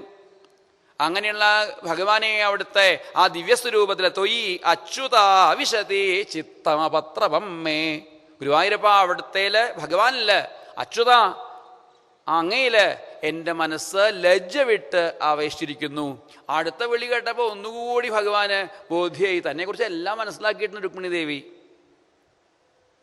ഈ ഭുവനത്തിന് സൗന്ദര്യം ഉണ്ടാക്കിയത് ആരാണ്? ഭഗവാനാണ്. അടുത്തത് എന്താണ് പേര് വിളിച്ചത്? അച്യുതാന്ന്. ച്യുതിയില്ലാത്തവൻ, നാശമില്ലാത്തവൻ, നിത്യസ്വരൂപൻ, നിത്യവസ്തു ബ്രഹ്മ. നിത്യമായത് എന്താ? നിത്യവിവേകമൊക്കെ ഉണ്ടാവണ്ടേ നമുക്ക്? നിത്യം വസ്തു ബ്രഹ്മ. ആ നിത്യമായ വസ്തുവിനാണ് അച്യുതൻ എന്ന് പറയുന്നത്. അച്യുതൻ എന്നുള്ളതിന് നിർവചനം ബ്രഹ്മ, നിത്യം വസ്തു ആയതുകൊണ്ട്, ച്യുതിയില്ലാത്തവനായതുകൊണ്ട് തനിക്ക്. പിന്നെ ഗുരുവായൂരപ്പന് ഒരു പ്രത്യേകത കൂടി ഉണ്ട്. ശ്രീകൃഷ്ണ ഭഗവാനെ അച്യുതനായതുകൊണ്ട് തനിക്ക് ച്യുതിയില്ല എന്ന് മാത്രമല്ല, തൻ്റെ പാദത്തെ ആശ്രയിക്കുന്നവരെ വീഴ്ത്താറില്ല. ഭഗവാന്റെ പാദങ്ങളെ മുറുകി പിടിച്ചു കഴിഞ്ഞാൽ വീഴ്ത്തില്ല എന്ന്. അങ്ങനെയുള്ള ഭക്തന്മാരെ അങ്ങനെയുള്ള ഭഗവാനിലേക്ക് എൻ്റെ മനസ്സ് ലജ്ജ വിട്ട് ആവേശിച്ചിരിക്കുന്നു. അത്ര ശരിയായിട്ടുള്ള കാര്യമാണോ? നല്ല കുലത്തിൽ ജനിച്ച പെൺകുട്ടികളൊക്കെ ലജ്ജയില്ലാതെ അങ്ങനെ പ്രേമലേഖനം അയക്കുക എന്ന് പറഞ്ഞാൽ ശരിയായിട്ടുള്ള കാര്യമാണോ ചോദിക്കുകയാണെങ്കിൽ എൻ്റെ കുറ്റമൊന്നുമല്ല. ആരാ ഭഗവാനെ മോഹിക്കാതിരിക്കുക? നല്ല കുലത്തിൽ ജനിച്ച് ബുദ്ധിയും ബോധമുള്ള ഒരു പെൺകുട്ടി തനിക്ക് ഏറ്റവും പറ്റിയ ഭർത്താവിനെയല്ലേ ലഭിക്കണമെന്ന് മോഹിക്കുക. എല്ലാം കൊണ്ടും കുലശീലരൂപ വിദ്യാവയോ ദ്രവിണധാമഭി ആത്മതുല്യം. കുലശീലരൂപ വിദ്യാവയസ് ദ്രവിണം താമസിക്കാനുള്ള സൗകര്യം എല്ലാം കൊണ്ടും ആത്മതുല്യനായിട്ടുള്ള ഒരാളെയാണ് ഭർത്താവായിട്ട് മോഹിക്കുക. നല്ല കുലത്തിലുള്ള ജനിച്ച കുട്ടി, ബുദ്ധിബോധമില്ലാത്ത ആൾക്കാരുടെ കാര്യമല്ല പറഞ്ഞത്. അപ്പം അതുകൊണ്ട് ഭഗവാനെ ഞാൻ മോഹിച്ചതിൽ എന്ത് തെറ്റുണ്ട്? ധീരയായിട്ടുള്ള ഒരു കന്യ ഭഗവാനെ അല്ലേ ഭർത്താവായിട്ട് മോഹിക്കാനായിട്ട് വരിക്കാനായിട്ട് മോഹിക്കുക? എല്ലാം കൊണ്ട് യോജിച്ചതായിട്ടുള്ള അച്യുതനായ ഭുവനസുന്ദരനായ, ഇനി എന്താണ് അടുത്തത്? മുകുന്ദ. മോക്ഷം മുക്തിം ദദാതീതി മുകുന്ദ കാത്വാ മുകുന്ദ. മുകുന്ദനല്ലാതെ വേറെ ആരെയാ മോഹിക്കാൻ തയ്യാറാവുക? മുക്തി കൊടുക്കാൻ കഴിവുണ്ടെങ്കിൽ പിന്നെ എന്താ കൊടുക്കാൻ കഴിവില്ലാത്തത്? ലോകത്തിലെ ഉപനിഷത്തുകളും ഒക്കെ പറയുന്നു നമ്മുടെയൊക്കെ ജീവിതത്തിൽ നമുക്ക് നേടാവുന്നതിൽ വെച്ച് ശ്രേയസ്സിൽ വെച്ച് ശ്രേയസ്സായിട്ടുള്ളതാണ് എന്ത്? മുക്തി. അത് കൊടുക്കാൻ കഴിവുണ്ടെങ്കിൽ പിന്നെ ബാക്കി എന്തു കൊടുക്കാനാണ് കഴിവില്ലാത്തത്? അവിടുന്ന് ഭഗവാനെ അവിടുന്ന് നരസിംഹമൂർത്തിയാണ്, ഭക്തവത്സലനാണ്. അവിടുന്ന് ഭക്തന്മാരുടെ സത്യം വിധാതം നിജഭൃത്യഭാഷിതം, ഭക്തന്മാരുടെ വാക്കിനെ സത്യമാക്കി തീർക്കാൻ വേണ്ടിയിട്ട് ചാടി വന്ന ആളാണ്. ഒരു ഹിരണ്യകശിപുവിനെ നശിപ്പിക്കാൻ ഭഗവാൻ അവതാരമൊന്നും വേണ്ട. പിന്നെ എന്തിനാ ഭഗവാൻ നരസിംഹമൂർത്തിയായിട്ട് അവതരിച്ചത്? ഭക്ത പ്രഹ്ലാദന്റെ വാക്ക് സത്യമാക്കി തീർക്കാൻ വേണ്ടിയിട്ട്, അതുപോലെയുള്ള മഹാത്മാക്കളുടെ വാക്ക് സത്യമാക്കി തീർക്കാൻ വേണ്ടിയിട്ട്, പ്രത്യേകിച്ചും ഭക്ത പ്രഹ്ലാദന്റെ വാക്ക് സത്യമാക്കി തീർക്കാൻ വേണ്ടിയിട്ട്. എല്ലായിടത്തുണ്ടോ? ഉണ്ട്. തൂണിലുണ്ടോ? ഉണ്ട്. ദൃശ്യത്തെ ഇടിക്ക് തന്നെ. അവിടെ ഒരു അനുഭവം വന്നില്ലെങ്കിൽ, ഒരു പ്രത്യേകത വന്നില്ലെങ്കിൽ പ്രഹ്ലാദിന്റെ വാക്കങ്ങട് അസത്യമായി തീരില്ലേ? നൃസിംഹ ഭഗവാൻ അങ്ങോട്ട് തരിച്ചുപോയി. പഴയ പോലെ അങ്ങനെ അലറി വരണോ? നൃസിംഹമൂർത്തി എന്നൊക്കെ വിളിച്ചത്, നരസിംഹമൂർത്തി എന്നാ വിളിച്ചത്.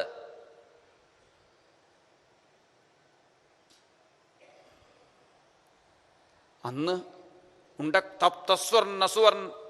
സ്വർണഗോളങ്ങൾ അഗ്നിയിലിട്ട്, ഇരുമ്പ് ഗോളങ്ങൾ അഗ്നിയിലിട്ട് ഇങ്ങനെ പഴുപ്പിച്ച് സ്വർണം പോലെ വെട്ടിത്തിളങ്ങുന്ന തീപ്പാറുന്ന കണ്ണുകളുമായിട്ട് ദുഷ്ടന്മാരെ മുഴുവൻ ദഹിപ്പിക്കാൻ പാകത്തിന് വന്നുവെങ്കിൽ ഇന്നോ അംബുജാക്ഷ താമരക്കണ്ണനായിട്ടാണ് വന്നിരിക്കുന്നത്. നരലോകമനോഭിരാമം. സ്ത്രീകൾക്ക് മാത്രമല്ല പുരുഷന്മാരുടെ പോലും മനസ്സിനെ മോഹിപ്പിക്കുന്ന നരലോകമനോഭിരാമം, നരലോകത്തിന്റെ മനസ്സിനെ രമിപ്പിക്കുന്ന ദിവ്യ സൗന്ദര്യവുമായിട്ട് വന്നിരിക്കുന്ന അവിടുത്തെ ആരാണ് മോഹിക്കാതിരിക്കുക?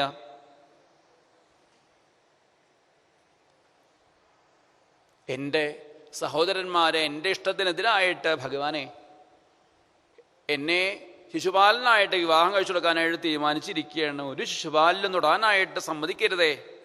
അവിടുന്ന് ഓടി വന്ന് രക്ഷിക്കണേ. ഏതുപോലെ? അവിടുന്ന് വീരനാണ്.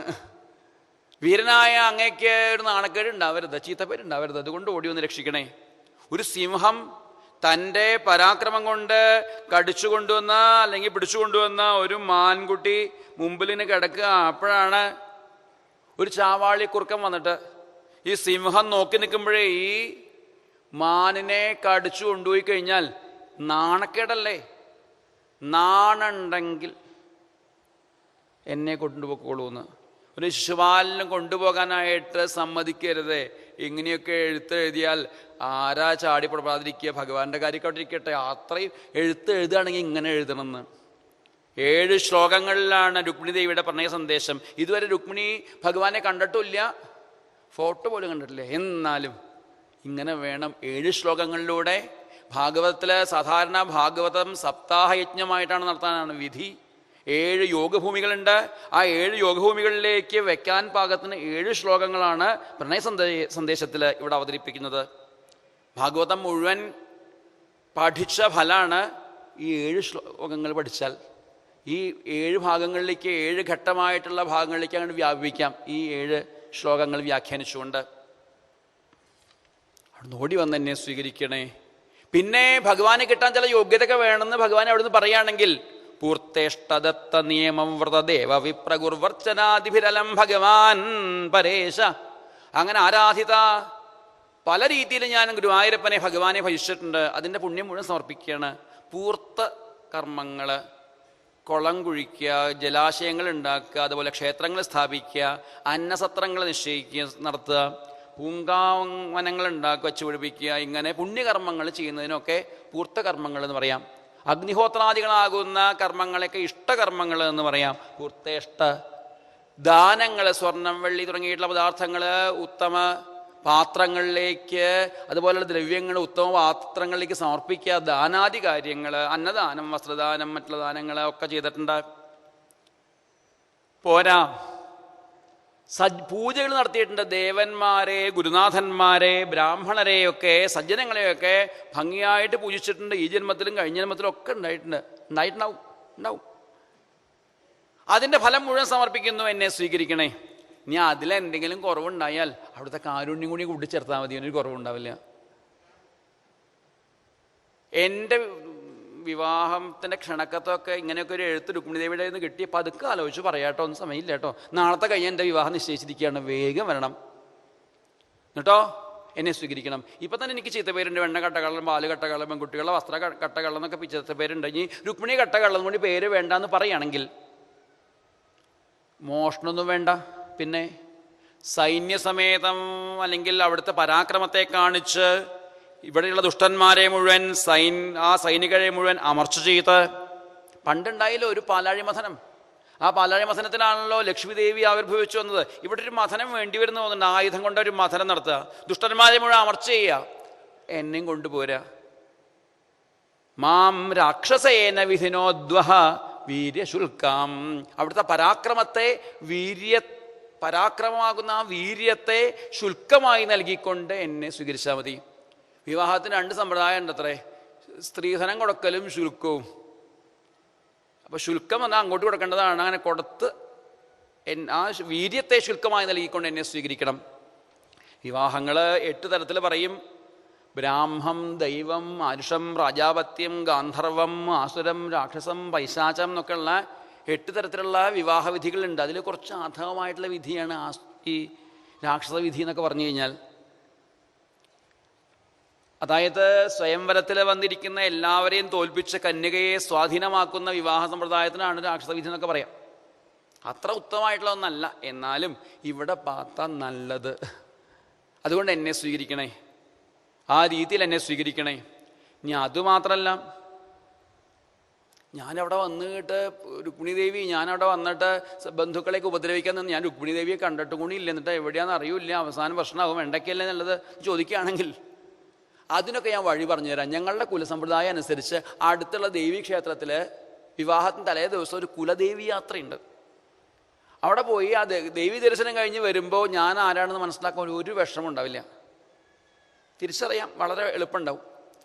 അവിടെ വെച്ച് എന്നെ സ്വീകരിച്ചാൽ മതി. എങ്ങനെയാണ് ഒളിച്ചോടേണ്ടതെന്ന് കൂടി പറഞ്ഞിട്ടുണ്ട്. എന്നോട് പലരും പറയാറുള്ളത് ഞാൻ വീണ്ടും ആവർത്തിക്കട്ടെ. എന്താ അത്? നിവൃത്തി ഉണ്ടെങ്കിൽ ഈ പെൺകുട്ടികളെ എന്ന് രുക്മിണി സ്വയംവരം കേൾപ്പിക്കരുത്. ബാക്കിയുള്ള കഥയൊന്നും കേൾക്കില്ല. സാധാരണ സപ്താഹത്തിൽ അങ്ങനെയാണല്ലോ, അനവധി ഭാഗവത്തിലെ ശ്ലോകങ്ങളൊന്നും കേൾക്കില്ല. രുക്മിണി സ്വയംവരമാണോ, എന്നാ പോവുക പറഞ്ഞുകൊണ്ട് വരികയാണ്. എന്നിട്ടോ അത് പൊടിപ്പും നുങ്ങലും വെച്ച് പറഞ്ഞു, അത് കേൾക്കും ചെയ്തു. ഒരു കാര്യം മനസ്സിലായി, എങ്ങനെ ഒളിച്ചോടേണ്ടതെന്ന് മനസ്സിലായി. അമ്പലത്തിൽ വന്നാൽ മതിയെന്ന്. അങ്ങനെയുള്ള ഒളിച്ചോട്ടത്തിൻ്റെ കഥയാണോ അത്? അല്ല. അന്തഃപുരാൻ യസ്യാഘ്രി പങ്കജരജസ്നവനം മഹാന്തോ വാഞ്ചന്ത്യുമാപതിരിവാത്മതമോ ഭഗത്യൈ യർഹ്യംബുജാക്ഷ നലഭേയ ഭവൽപ്രസാദം ജഹ്യാമസൂൻ വ്രതകൃഷാൻ ശതജന്മഭിസ്യാൽ. ബ്രഹ്മാദി ദേവന്മാർ പോലും സേവിക്കാൻ മോഹിച്ചുകൊണ്ടിരിക്കുന്ന പാദപത്മങ്ങളെ സേവിക്കാൻ എനിക്ക് ഭാഗ്യം ഉണ്ടാവുന്നില്ലെങ്കിൽ, ഭഗവാന്റെ പ്രസാദം എനിക്ക് ലഭിക്കുന്നില്ലെങ്കിൽ, ഭഗവാന്റെ ഭാര്യയാവാനുള്ള ഭാഗ്യം എനിക്ക് ഉണ്ടാവുന്നില്ലെങ്കിൽ 100 ജന്മങ്ങൾ വേണ്ടി വന്നാലും ഭഗവാനെ അല്ലാതെ വേറൊരാളെ ഞാൻ സ്വീകരിക്കില്ല. വ്രതങ്ങളെ കൊണ്ട് ശരീരം കൃശമാക്കി ജന്മോപേക്ഷിക്കും.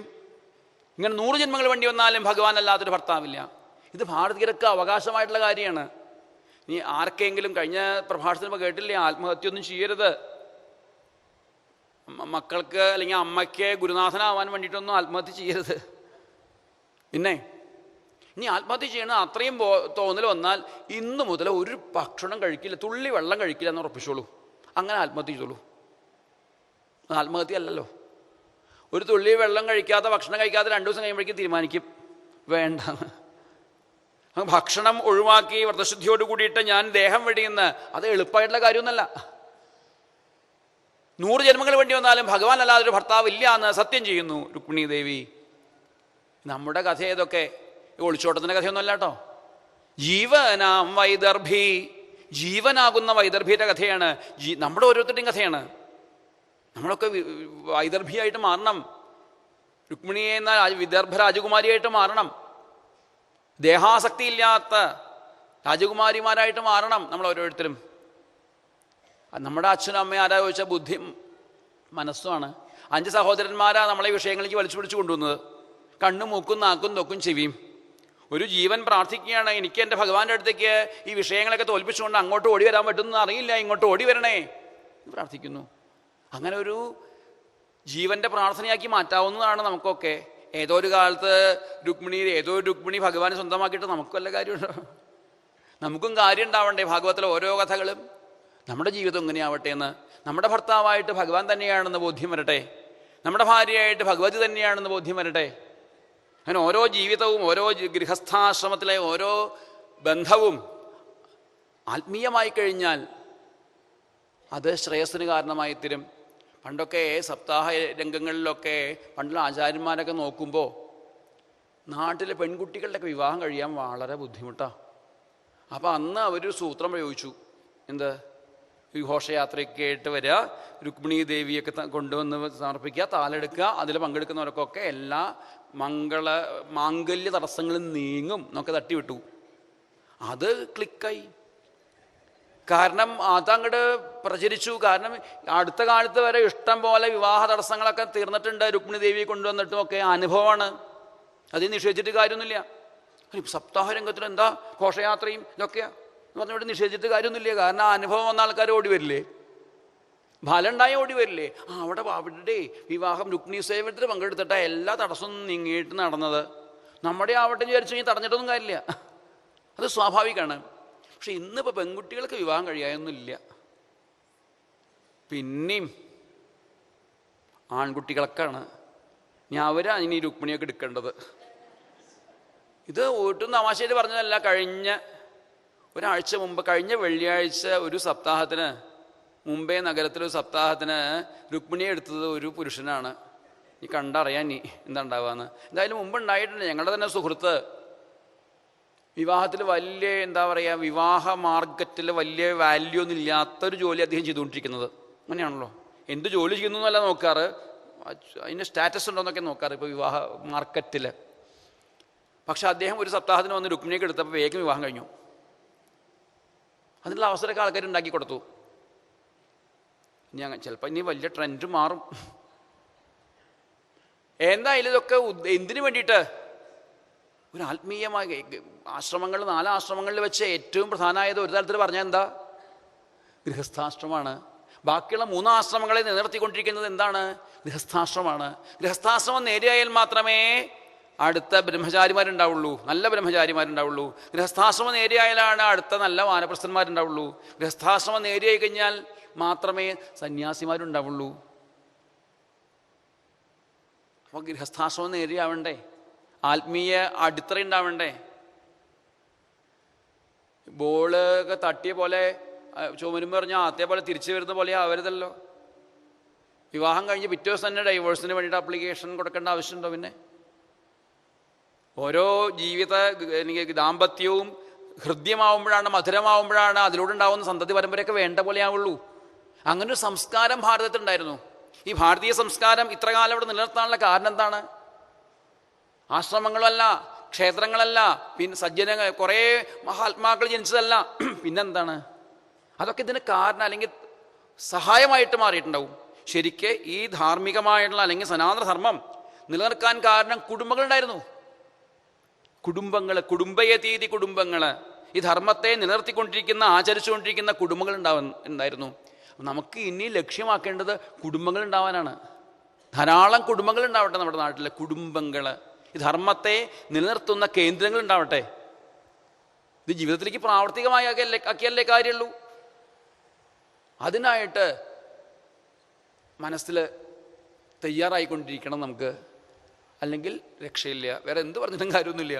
ഗൃഹസ്ഥാശ്രമം വേണ്ട പോലെ ആയില്ലെങ്കിൽ എന്ത് കാര്യം? അതിനു വേണ്ടിയിട്ടാണ് പണ്ട് മുതൽ വളരെ കണ്ണിങ്ങായിട്ട് ആചാര്യന്മാർ രുക്മിണി സ്വയംവരം കേമാക്കുക. അതിനു വേണ്ടി ആൾക്കാർ വരട്ടെ വെച്ചിട്ടാണ്. രുക്മിണി ദേവിയുടെ സന്ദേശം കിട്ടേണ്ട താമസമുള്ളൂ. ഭഗവാൻ പെട്ടെന്ന് ദാരുകനെ വിളിച്ചു, തേര് തയ്യാറാക്കി, ബ്രാഹ്മണനെ തേരിലെത്തി അതിവേഗം ഒരു രാത്രി കൊണ്ട് വിദർഭയിലെത്തിയത്രേ. ഒരു നിമിഷം കൊണ്ട് എത്തിയപ്പോഴേക്കും ബലരാമസ്വാമികളും സൈന്യസമേതം. ബലരാമസ്വാമികൾ വന്നപ്പോഴാണ് കൃഷ്ണനെ കാണാനില്ല എന്താ ചോദിക്കുമ്പോഴേക്കും കാര്യം മനസ്സിലായി. വേഗം സൈനികരെ മുഴുവൻ നിരത്തി എന്ന് മാത്രമല്ല എല്ലാവരും കണ്ണടയ്ക്കാൻ പറഞ്ഞു. കണ്ണു തുറക്കുമ്പോഴേക്കും വിദർഭയുടെ മൈതാനത്തിൽ എത്തിക്കഴിഞ്ഞിരിക്കുന്നു. സൈന്യസമേതമാണ് ആയുധമായിട്ട്. നോക്കുമ്പോൾ ഏട്ടൻ നേരത്തെ വന്നിട്ടിരിക്കുന്നു. പ്രശ്നമായോ? വേഗം പോയിട്ട് നമസ്കരിച്ചു. എന്താ കൃഷ്ണ? ഒരു പ്രേമലേഖനം കിട്ടുമ്പോഴേക്കും ചാടിപ്പോരുക. പ്രേമലേഖനം കിട്ടിയ ഏട്ടനോട് ചോദിക്കണമെന്ന് വിചാരിച്ചില്ല. ഇനി ഞാൻ പറയുന്ന പോലെ കേട്ടോ, മുമ്പിലുണ്ട്. രണ്ടുപേരെയും ഇതാ സ്വീകരിച്ചു കൊണ്ടുപോകുന്നു. വിദർഭ മഹാരാജാവ് രാമകൃഷ്ണന്മാരെ സ്വീകരിച്ച് പൂജിച്ചിരുത്തുന്നു. ജനങ്ങളൊക്കെ വന്ന് നമസ്കരിക്കുന്നു.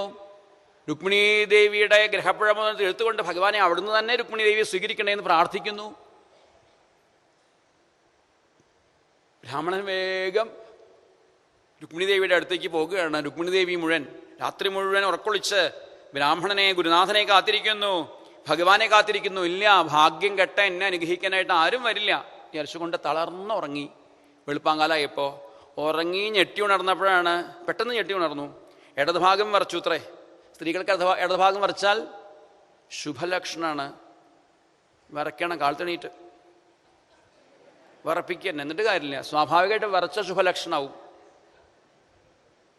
വരച്ച് കഴിയുമ്പോഴേക്കും കാര്യം മനസ്സിലായി, നല്ല ലക്ഷണമാണ് മനസ്സിലായി. വേഗം ചാടി എണീറ്റു. അപ്പോഴാണ് ഇതാ പുഞ്ചിരി തൂക്കിക്കൊണ്ടുവരുന്ന ബ്രാഹ്മണനെ കണ്ടത്.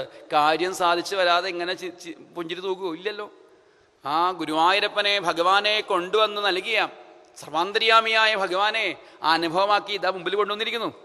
ആ ഭഗവാനെ എങ്ങനെയാണ്, ആ ഗുരുനാഥനെ എന്താ ചെയ്യേണ്ടത്? പ്രദക്ഷിണം വെച്ചു, നമസ്കരിച്ചു. എന്ത് ദക്ഷിണ കൊടുത്തിട്ടും കാര്യമില്ല, തന്നെയാണ് സമർപ്പിച്ചു ഗുരുനാഥൻ്റെ മുമ്പിൽ. അദ്ദേഹം പറഞ്ഞു, ഞാൻ വേഗം പോകട്ടെ, ദ്വാരകയിൽ പോയിട്ട് ഇനിയൊക്കെ വട്ടം കൂട്ടാനുണ്ട്, വേഗം പോകട്ടെ പറഞ്ഞുകൊണ്ട് അദ്ദേഹം അവിടെ നിന്ന് പോയി. ആചാര്യന്മാർ പറയാറുണ്ട്, കഴിഞ്ഞ അവതാരത്തിൽ സീതാദേവിയെയും രാമനെയും കൂട്ടിച്ചേർക്കാൻ വേണ്ടിയിട്ട് കുറേ ശ്രമിച്ചൊരു മഹാത്മാവാണ് വാൽമീകി മഹർഷി. ഭഗവാനോട് പോയിട്ട് നമസ്കരിച്ചുകൊണ്ട് കരഞ്ഞുകൊണ്ട് പറഞ്ഞു അത്രേ, അവസാനം ഒരു ഗ്രൂപ്പ് ഫോട്ടോ എടുക്കണമെന്ന് ആഗ്രഹമുണ്ട്, ഒന്നും ഒരുമിച്ച് നിൽക്കുമോ? നടക്കില്ല പറഞ്ഞു ഭഗവാൻ. അവസാനം കരച്ചിലായി അദ്ദേഹം. എന്താ ഇങ്ങനെ കരയുന്നത്? ഇതൊക്കെ ഒരു നാടകമല്ലേ ഭഗവാനെ? അങ്ങക്ക് നാടകമാണ്, ഞങ്ങൾക്ക് നാടകമൊന്നുമല്ല. രാമായണം വായിച്ച് കരയാത്ത, കേട്ടിട്ട് കരയാത്ത എത്ര കുട്ടികളുണ്ടാവും? നാടക പറഞ്ഞിട്ടുള്ള കാര്യമുണ്ടോ? ഇത് മർത്യാവതാസ്തുക, മർത്യശിക്ഷണം. മനുഷ്യനെ പഠിപ്പിക്കാൻ വേണ്ടിയിട്ടാണ് പറഞ്ഞിട്ട് കാര്യമില്ല. ഭഗവാന്റെ കഥകൾ കേട്ട് കഴിഞ്ഞാൽ അറിയാതെ കണ്ണ് നിറഞ്ഞു പോവും. വാൽമീകി മഹർഷി പോലും പറഞ്ഞു, ഇത് നാടകമൊന്നുമില്ല, ഞങ്ങൾക്ക് നാടകമൊന്നുമല്ല. എന്നാ ശരി, അടുത്ത അവതാരത്തിൽ ഞങ്ങളെ രണ്ടുപേരെയും കൂട്ടിച്ചേർക്കാനുള്ള ദൗത്യം അങ്ങേ ഏൽപ്പിക്കുന്നു, അത് ഏറ്റെടുത്തത് ഭംഗിയാക്കി തീർത്തു എന്നൊക്കെയാണ് ആചാര്യന്മാരുടെ അഭിപ്രായം. ഗർഗാദി മഹർഷിമാരൊക്കെ അവിടെ ഭംഗിയാക്കാൻ വേണ്ടിയിട്ട് തയ്യാറാക്കി ഒക്കെ ഒരുങ്ങിക്കഴിഞ്ഞിരിക്കുന്നു. അവർക്ക് കാര്യമൊക്കെ അറിയാലോ, വരുന്നോ ഉറപ്പാണല്ലോ, ഒക്കെ ഒരുങ്ങിക്കഴിഞ്ഞിരിക്കുന്നു. രുക്മിണി ദേവിയും ഇനി കരയേണ്ട ആവശ്യമില്ല. കുളിച്ച് ശുദ്ധമായി മംഗളസ്ത്രീകളോട് കൂടിയിട്ട്, ദാസിമാരോട് കൂടിയിട്ട് ക്ഷേത്ര ദർശനത്തിനായിട്ട് മൂടുപടയണിഞ്ഞ് മൗനവ്രതം സ്വീകരിച്ചുകൊണ്ട് ഭഗവതിയെ തന്നെ ധ്യാനിച്ചുകൊണ്ട് പുറപ്പെട്ടു. ബഹിപ്രാകാര പ്രദക്ഷിണം കഴിഞ്ഞ്, അന്തപ്രാകാര പ്രദക്ഷിണം കഴിഞ്ഞ് സകുടുംബം രാജിച്ചുകൊണ്ടിരിക്കുന്ന അമ്മയുടെ പാദങ്ങളിൽ വീണ് നമസ്കരിച്ചുകൊണ്ട്, നമസ്യേ ത്വാംബികേ ഭീക്ഷ്ണം സുസന്താനയുതാം ശിവാം ഭൂയാൽ പതിർമേ ഭഗവാൻ കൃഷ്ണസ്തനുമോദതാം. അമ്മയുടെ പോലെ ഒരു നെടുമങ്കൽ ഉണ്ടാവണമെന്ന് ആഗ്രഹമുണ്ട്. ശ്രീകൃഷ്ണ ഭഗവാൻ ഭർത്താവ് വരണേ, ശരിയായ ഭുവനസുന്ദരനായ, ശരിയായ എല്ലാത്തിനെയും പ്രകാശിപ്പിച്ചുകൊണ്ടിരിക്കുന്ന കാന്തനായ, എല്ലാത്തിനെയും രമിപ്പിച്ചുകൊണ്ടിരിക്കുന്ന രമണനായ, എല്ലാത്തിനെയും പാലിച്ചുകൊണ്ടിരിക്കുന്ന പതിയായ ഭഗവാൻ എൻ്റെയും ബുദ്ധിയെയും മനസ്സിനെയും ഇന്ദ്രിയങ്ങളെയും പ്രകാശിച്ചുകൊണ്ട് എൻ്റെയും ഭർത്താവായിരിക്കുന്ന ഭഗവാൻ എനിക്ക് ഭർത്താവാന്നുള്ള അനുഭവമായി തീരാൻ ഇത് വീണ്ടും നമസ്കരിക്കുന്നു. അമ്മയുടെ പ്രസാദവുമായിട്ട് പുറത്തേക്ക് വരുമ്പോഴേക്കും അവിടെ രുക്മിണി ദേവിയെ കാണാനായിട്ട് രാജാക്കന്മാർ തിക്കി തിരക്കി നിൽക്കുകയാണ്. കാര്യം രുക്മിണി സ്വയംവരം എന്ന പേര്. നമുക്ക് ഒന്നും രുക്മിണി കിട്ടില്ലെന്ന് ഉറപ്പുണ്ട് രാജാക്കന്മാർക്കൊക്കെ.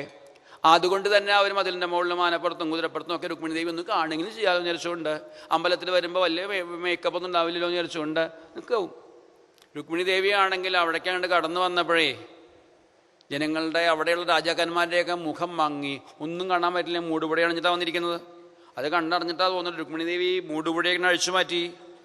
ആ സൗന്ദര്യം മുഴുവൻ അങ്ങനെ ഒപ്പിവെച്ചിരിക്കുക. എന്തൊക്കെയാ പറയുന്നത്?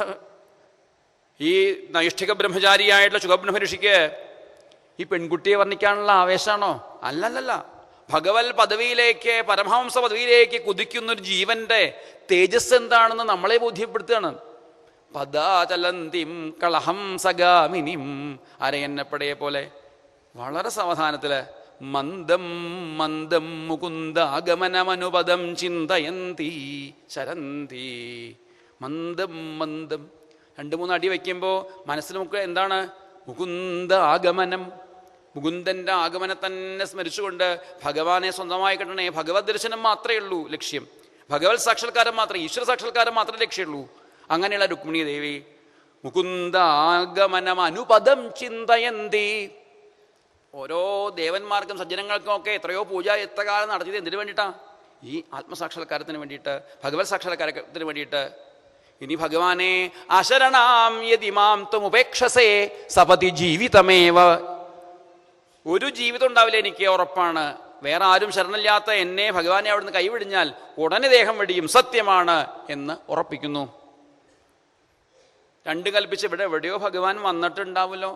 ഒന്ന് നോക്കാനായിട്ട് ലജ്ജയില്ലാതെ നോക്കാനും പറ്റൂ. കുലസ്ത്രീകളാവുമ്പോൾ കുറച്ച് ലജ്ജയൊക്കെ ഉണ്ടാവണ്ടേ? സൂത്രത്തിലൊരു നോക്കിയെന്നാണ്.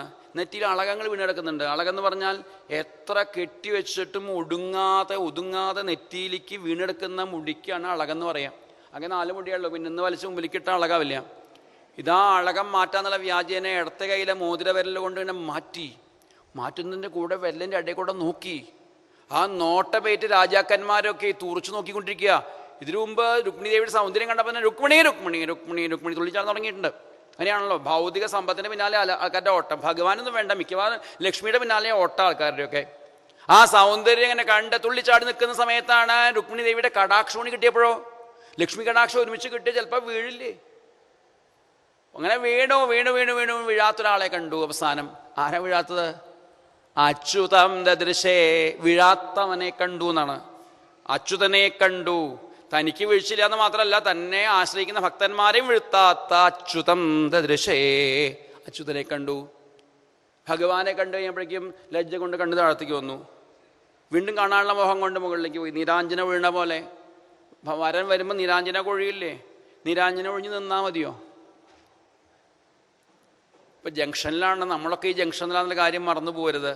ഒരു ഭാഗത്ത് സഹോദരന്മാരുടെ തേര്, ഒരു ഭാഗത്ത് ഭഗവാന്റെ തേര്. എങ്ങോട്ടാ പോകേണ്ടത്?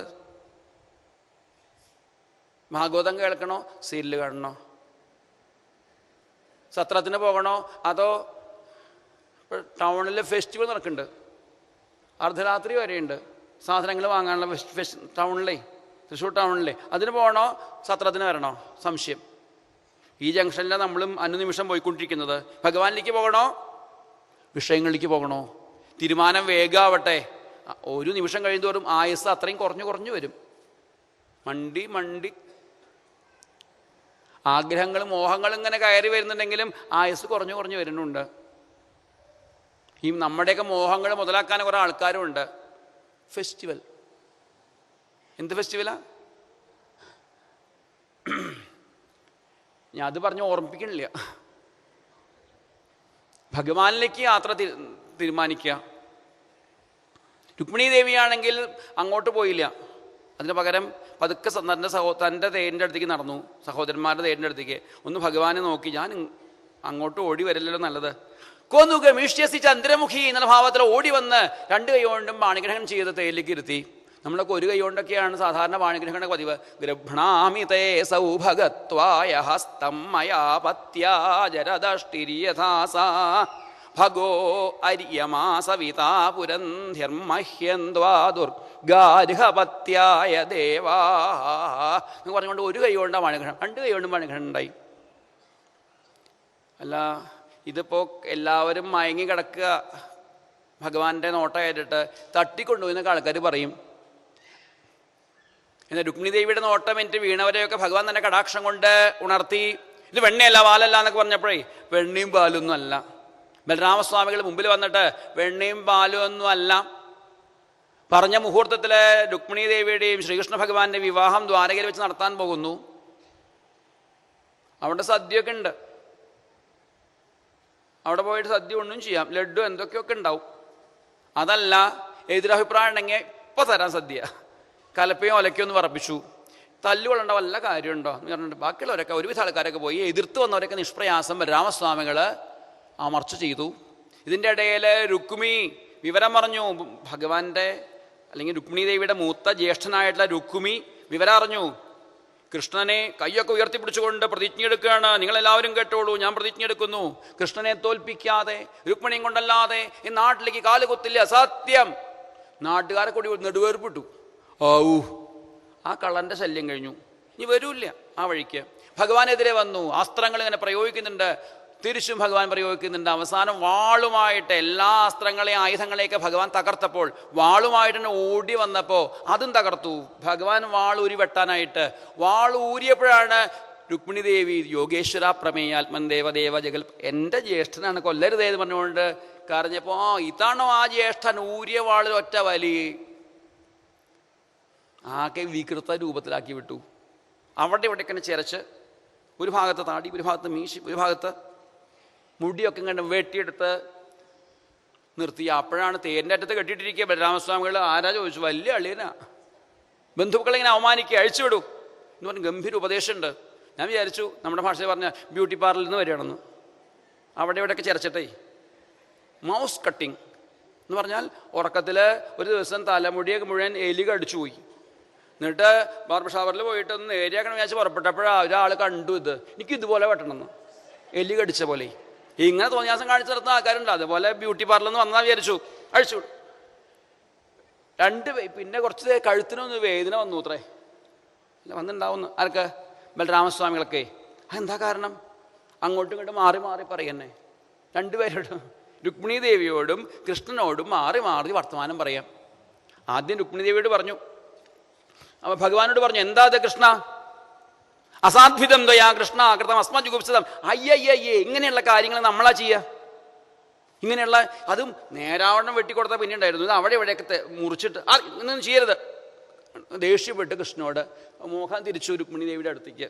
രുക്മിണി ദേവിയോട് പറയാണ്, അതേ കരയരുതട്ടോ, മൈവാസ്മാൻ സാധ്വി അസൂയേഥാ ഭ്രാതുർവൈരൂപ്യ ചിന്തയാ. ഒട്ടും ഞങ്ങളോട് പിണക്കുണ്ടാവരുത് കേട്ടോ, ഒട്ടും ദുഃഖിക്കരുത്. ഇതൊക്കെ നമ്മൾ നമ്മുടെ കർമ്മഫലം അനുഭവിക്കുക എന്നല്ലാതെ വേറെ ആർക്ക് നമുക്ക് ദുഃഖിപ്പിക്കാൻ പറ്റൂ? നമ്മൾ നമ്മുടെ കർമ്മഫലം അനുഭവിക്കുന്നുള്ളൂ, വേറൊരാൾക്ക് നമ്മളെ ദുഃഖിപ്പിക്കാൻ കഴിയില്ല എന്ന് രുക്മിണി ദേവിയോട്.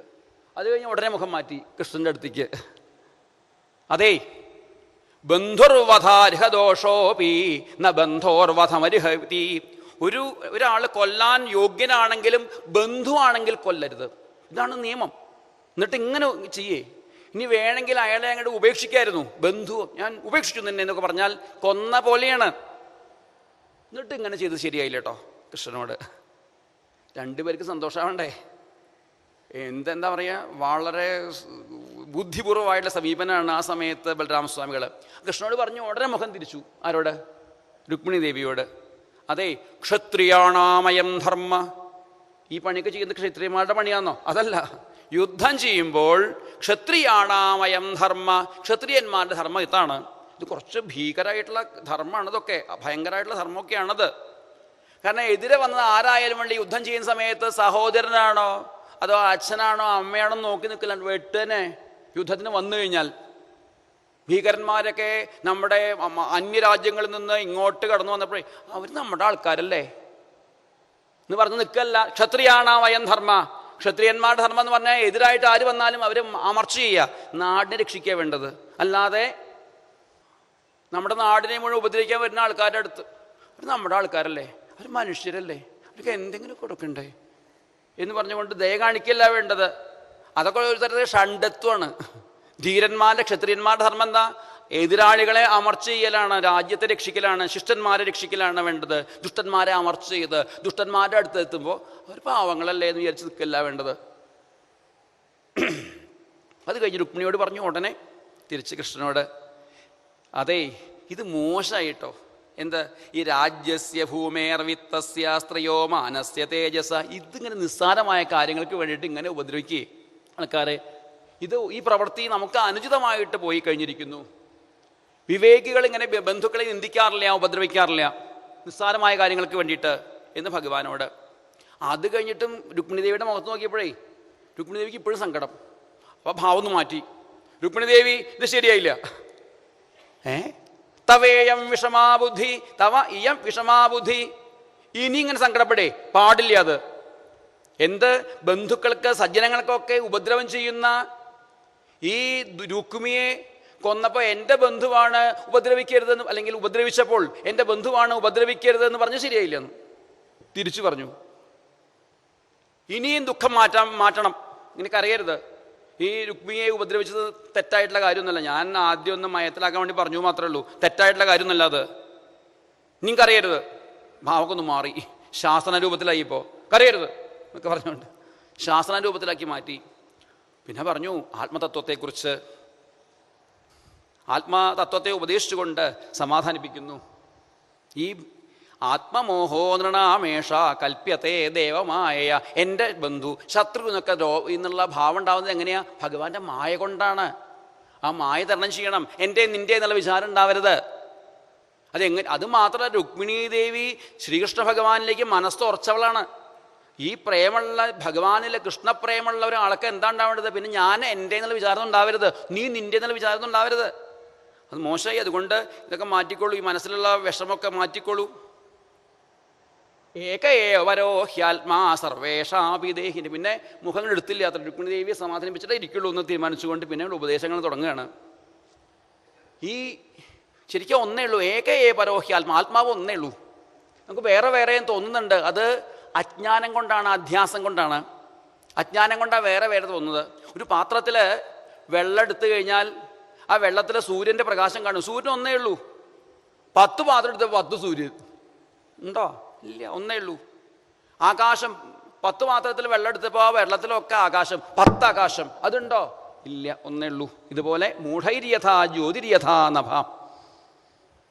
ഈ ദേഹം എന്ന് പറഞ്ഞാൽ എന്താണ് വിചാരിച്ചത്? ദേഹ ആദ്യന്തവാൻ ഏഷ. ഈ ദേഹത്തിന് എന്താ ഉണ്ടായിരുന്ന? മുമ്പുണ്ടായിരുന്നത് ഒരു ആദി ഉണ്ടായിരുന്നു. ഇനി എന്താ ഉണ്ടാവുക? അന്തം ഉണ്ടാവും. ഇത് ബോധമില്ലാത്തവരെ അന്തമില്ലാത്തവരെന്ന് പറയുന്നത്. നമ്മൾ പൊതുവേ മലയാളത്തിൽ പറയാം അന്തമില്ലാത്തവനാ പറയാറില്ല. എന്ന് പറഞ്ഞാൽ ഈ ദേഹത്തിന് ആദ്യന്തവാനാണ്. ഈ ദേഹം എന്ന് ബോധമില്ലാത്തവരെയാണ് അന്തമില്ലാത്തവരെന്ന് പറയാം. ഒരു ദിവസം ഉപേക്ഷിക്കേണ്ടതാണെന്ന് ശരീരം. അങ്ങനെയുള്ള ഈ ശരീരത്തെ, ഈ ദേഹം, അങ്ങനെയുള്ള ഈ ദേഹം ദേഹിയെ ഇവിടെ ദുഃഖിപ്പിക്കുന്നു. തെറ്റിദ്ധാരണ കൊണ്ട്. ഈ ശരീരം ഞാനാണെന്നുള്ള തെറ്റിദ്ധാരണ കൊണ്ട് ശരിക്കും ശരീരത്തെയും ബുദ്ധിയെയും ഇന്ദ്രിയങ്ങളെയും നിയന്ത്രിച്ചു കൊണ്ടിരിക്കുന്ന ആത്മസ്വരൂപനാണ് ഞാനെങ്കിലും തെറ്റിദ്ധാരണ വന്നു. ഇതിലൊക്കെ ഞാൻ എന്നുള്ള വിചാരം അങ്ങനെ ഇവിടെ കടന്ന് വട്ടം തിരിക്കുന്നു. അതുകൊണ്ട് ശരിക്ക് ആത്മാവിന് ഒന്നിനോടും സംയോഗവും ഇല്ല, വിയോഗവും ഇല്ല. ആത്മാവിന് ദേഹേന്ദ്രിയ അന്ധകരണങ്ങളോട് ചേർച്ചയുമില്ല, അകൽച്ചയില്ല, വേർപാടൊന്നും പരമാർത്ഥത്തില്ല. എന്നാലും ഇതൊക്കെ ഉണ്ടെന്ന് തോന്നിക്കൊണ്ടിരിക്കുന്നു എന്നൊക്കെ ബോധിപ്പിച്ചുകൊണ്ട് ജന്മാദയസ്തു ദേഹസ്യ വിക്രിയാനാത്മനഃ കുചിൽ കലാനാമിവ നൈവേന്തോർമൃതിരിഹ്യസ്യ ഗുഹൂരിവ. ഈ ദേഹത്തിന് വരുന്ന മാറ്റങ്ങളൊക്കെ ശരിക്കും നമുക്ക് ബാധിക്കുന്നതല്ല. ജനിക്കുക, വളരുക, നിലനിൽക്കുക, ക്ഷയിക്കുക, നശിക്കുക എന്നുള്ള വികാരങ്ങളൊക്കെ ആത്മാവിന് ബാധിക്കുന്നതല്ല. പിന്നെ ആർക്കാ ബാധിക്കുന്നത്? ദേഹസ്യഹി, ദേഹത്തിനുള്ളതാണതൊക്കെ. ജന്മാദയസ്തു ദേഹസ്യ. ഏതുപോലെ ചോദിച്ചു കഴിഞ്ഞാൽ കലാനാമിവ ചന്ദ്രസ്യ. ചന്ദ്രൻ വലുതാവുന്നു, ചെറുതാവുന്നു, വലുതാവുന്നു, ചെറുതാവുന്നു. വലുതാവുണ്ടോ, ചെറുതാവുണ്ടോ? ഒന്നുമില്ല. ചന്ദ്രൻ്റെ കലകൾക്ക് മാത്രമേ മാറ്റുള്ളൂ.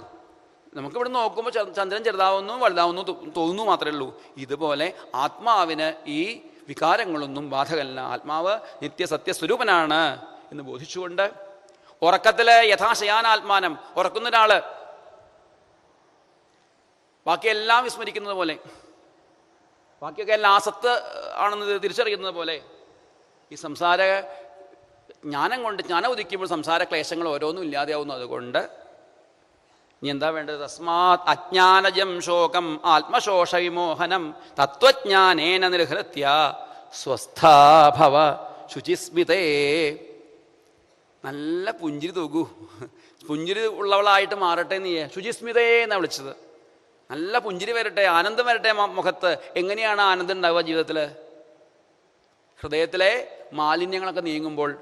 ഈ ഹൃദയത്തിലെ ശോകമോഹങ്ങളൊക്കെ എങ്ങനെയാണ് ഇല്ലാതെയാവുക? തത്വജ്ഞാനേന. ആ ഭഗവത് തത്വത്തെ ബോധ്യമാവുമ്പോൾ, നിരന്തരമായ ഭഗവത് സ്മരണ കൊണ്ട് ഹൃദയത്തിലെ അജ്ഞാന അന്ധകാരം മുഴുവൻ നീങ്ങുമ്പോൾ ആ പരമതത്വം ബോധ്യമായിത്തീരും, ഭഗവാന്റെ സ്വന്തമായി തീർന്നില്ലേ. ഇനി ആ ശുചിസ്മൃതയായിട്ട് മാറട്ടെ എന്ന് പ്രാർത്ഥിക്കുന്നു, അനുഗ്രഹിക്കുന്നു. വിധിയാം വണ്ണം ദ്വാരകയിലെത്തി ഭഗവാൻ രുക്മിണി ദേവിയെ വിവാഹം കഴിക്കുന്നു. നമുക്കും നമ്മുടെ ജീവിതവും ധന്യമായി തീരാൻ രുക്മിണി ദേവി ചാർത്തിയ പോലെ ഒരു വർണ്ണമാല്യം, പ്രേമത്തിൽ കുതിർത്തനായ പ്രകർഷേണയുള്ള മമതയാകുന്ന പ്രേമമാകുന്ന കാമമല്ലാത്ത, കാമം എന്ന് പറഞ്ഞാൽ ശരീരത്തിനോടുള്ള മമതയാണ് കാമം എന്ന് പറഞ്ഞാൽ. നശ്വരമായതാണ് കാമം, അനശ്വരമായതാണ് പ്രേമം. പ്രേമത്തിൽ കുതിർത്തതായിട്ടുള്ള ഒരു വർണ്ണമാല്യം ഭഗവാന്റെ കഴുത്തിൽ ചാർത്താൻ സാധിക്കട്ടെ. ഭഗവാൻ രുക്മിണി ദേവിയെ സ്വന്തമാക്കിയ പോലെ നമ്മളെ ഓരോരുത്തരെയും സ്വന്തമാക്കി തീർക്കട്ടെ. ഭഗവാന്റെ സ്വന്തമായി തീരാൻ ഓരോ ജീവന്റെയും പരമമായ ലക്ഷ്യം ഭഗവത് പാദത്തെ അല്ലെങ്കിൽ ഭഗവത് സാക്ഷാത്കാരമാണ്. രുക്മിണി ദേവി സാക്ഷാത്കരിച്ച പോലെ നമുക്കും ഓരോരുത്തർക്കും ജീവിതം സാർത്ഥകമാക്കി തീർക്കാനായിട്ട് സാധിക്കട്ടെ എന്ന് പ്രാർത്ഥിക്കാം. നിവൃത്തി ഉണ്ടെങ്കിൽ, സ്ഥിരം ഞങ്ങളൊക്കെ പറയാറുണ്ട്, നിവൃത്തി ഉണ്ടെങ്കിൽ കല്യാണം കഴിയാനായിട്ടൊന്നും ആരും മോഹിച്ച് രുക്മിണി സ്വയംവരൊന്നും കേൾക്കാൻ പോകാൻ പാടില്ല എന്നൊക്കെ പറയാറുണ്ട്. കല്യാണം കഴിയുക, കല്യാണം പറഞ്ഞാൽ നല്ല കാലം, മംഗളം. കല്യാണം കഴിഞ്ഞു അല്ലേ, നല്ല കാലം കഴിഞ്ഞു അല്ലേ, കഷ്ടം കഴിഞ്ഞു, കല്യാണം കഴിഞ്ഞു അത്രേ. കയ്യുന്നൊരു ഗ്ലാസ് താഴത്ത് വീണ് പൊട്ടിയ പണ്ട് പറയാറുണ്ട് മുത്തശ്ശിമാർ, അതിൻ്റെ കല്യാണം കഴിഞ്ഞു എന്ന്. അങ്ങനെയാവരുത് ജീവിതത്തിൽ. നല്ല കാലം കഴിയല്ല വേണ്ടത്, എന്നും നമുക്ക് മംഗളം. ഭഗവാന്റെ കല്യാണമൊന്നും കഴിയണില്ലാത്ത 16,107 കല്യാണങ്ങളാണ് ഇനി ഇങ്ങനെ വന്നുകൊണ്ടിരിക്കുന്നത്.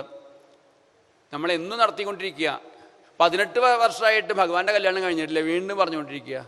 ഇനിയും പറഞ്ഞുകൊണ്ടേയിരിക്കും, ഭഗവാന്റെ കല്യാണം നടന്നുകൊണ്ടേയിരിക്കും. നമ്മളൊക്കെ ഓരോ രുക്മിണിമാരായിട്ട് മാറുമ്പോൾ ഇനിയും ഭഗവാന്റെ കല്യാണം നടന്നുകൊണ്ടിരിക്കും. ഭഗവാന്റെ കല്യാണം എന്ന് പറഞ്ഞാൽ നമ്മുടെയും കല്യാണം തന്നെയാണ്. എന്നും ജീവിതത്തിൽ കല്യാണം, മംഗളം, ശുഭം ഒക്കെ ഉണ്ടാവട്ടെ എന്ന് പ്രാർത്ഥിച്ചുകൊണ്ട് ഭഗവാന്റെ ദിവ്യമായ വിവാഹകഥ. നമുക്കും കല്യാണം ഉണ്ടാവണ്ടേ? ജീവിതത്തിൽ ഭഗവാന്റെ നിരന്തരമായി സമർപ്പിച്ചുകൊണ്ടും സ്മരിച്ചുകൊണ്ടും അർച്ചിച്ചുകൊണ്ടും എല്ലാ രീതിയിലും ഭഗവാനെ ഉപാസിക്കാൻ നമുക്ക് സാധിക്കട്ടെ. കല്യാണം, മംഗളം ഒക്കെ ഉണ്ടാവട്ടെ എന്ന് പ്രാർത്ഥിച്ചുകൊണ്ട് ഭഗവാന്റെ കല്യാണത്തിന് കുറച്ചുകൂടി മുഹൂർത്തമാവാൻ സമയമുണ്ട് ഉള്ളതുകൊണ്ട് നമുക്ക് മംഗളം പാടി സമർപ്പിക്കാം. എല്ലാവരും ഒരുമിച്ച് നാമം ജപിക്കാം. മംഗളം മംഗളം ലോകനാഥേ, മംഗളം മംഗളം മാരുതേശ, മംഗളം നൽകട്ടെ രണ്ടുപേർക്കും, മംഗളമേവർക്കും നേർന്നിടട്ടെ. കൃഷ്ണ ഹരേ ജയ, കൃഷ്ണ ഹരേ ജയ, കൃഷ്ണ ഹരേ, കൃഷ്ണ ഹരേ ജയ, കൃഷ്ണ ഹരേ, കൃഷ്ണ ഹരേ ജയ, കൃഷ്ണ ഹരേ. മന്മഥ മന്മഥൻ മാരുതേശൻ കൺമണിയാക്കിയ രുക്മിണിയെ സമ്മോദം വേളി കഴിച്ചു വാണു, ചെമ്മേ ഞാൻ മംഗളം നേർന്നിടട്ടെ. കൃഷ്ണ ഹരേ ജയ, കൃഷ്ണ ഹരേ, കൃഷ്ണ ഹരേ ജയ, കൃഷ്ണ ഹരേ, കൃഷ്ണ ഹരേ ജയ, കൃഷ്ണ ഹരേ, കൃഷ്ണ ഹരേ ജയ, കൃഷ്ണ ഹരേ. വൈദർഭി രുക്മിണി തമ്പൂരാട്ടി വൈദഗ്ധ്യം കാണിച്ചു വേണ്ട പോലെ, കൈവല്യദാതാവാം നന്ദജനെ കൈവരിച്ചെന്നതു ഭാഗ്യമായി. കൃഷ്ണ ഹരേ ജയ, കൃഷ്ണ ഹരേ, കൃഷ്ണ ഹരേ ജയ, കൃഷ്ണ ഹരേ, കൃഷ്ണ ഹരേ ജയ, കൃഷ്ണ ഹരേ, കൃഷ്ണ ഹരേ ജയ, കൃഷ്ണ ഹരേ. പുണ്യം നീ ആർജിച്ചു 100 ജന്മം, പുണ്യപുഞ്ചത്തിങ്കൽ മാല ചാർത്താൻ, പുണ്യവും പുണ്യവും സമ്മേളിച്ചു, പുണ്യമുലകിലുയർന്നിടട്ടെ. കൃഷ്ണ ഹരേ ജയ, കൃഷ്ണ ഹരേ, കൃഷ്ണ ഹരേ ജയ, കൃഷ്ണ ഹരേ, കൃഷ്ണ ഹരേ ജയ കൃഷ്ണ ഹരേ കൃഷ്ണ ഹരേ ജയ കൃഷ്ണ ഹരേ. പ്രേമത്തോടൊന്നു വിളിച്ചെന്നാകിൽ ആമയം തീർക്കുവാൻ കൃഷ്ണനെത്തും. പാദം പിടിച്ചു കരയുന്നോരേ പാണി പിടിച്ചവൻ പാലിച്ചിടും.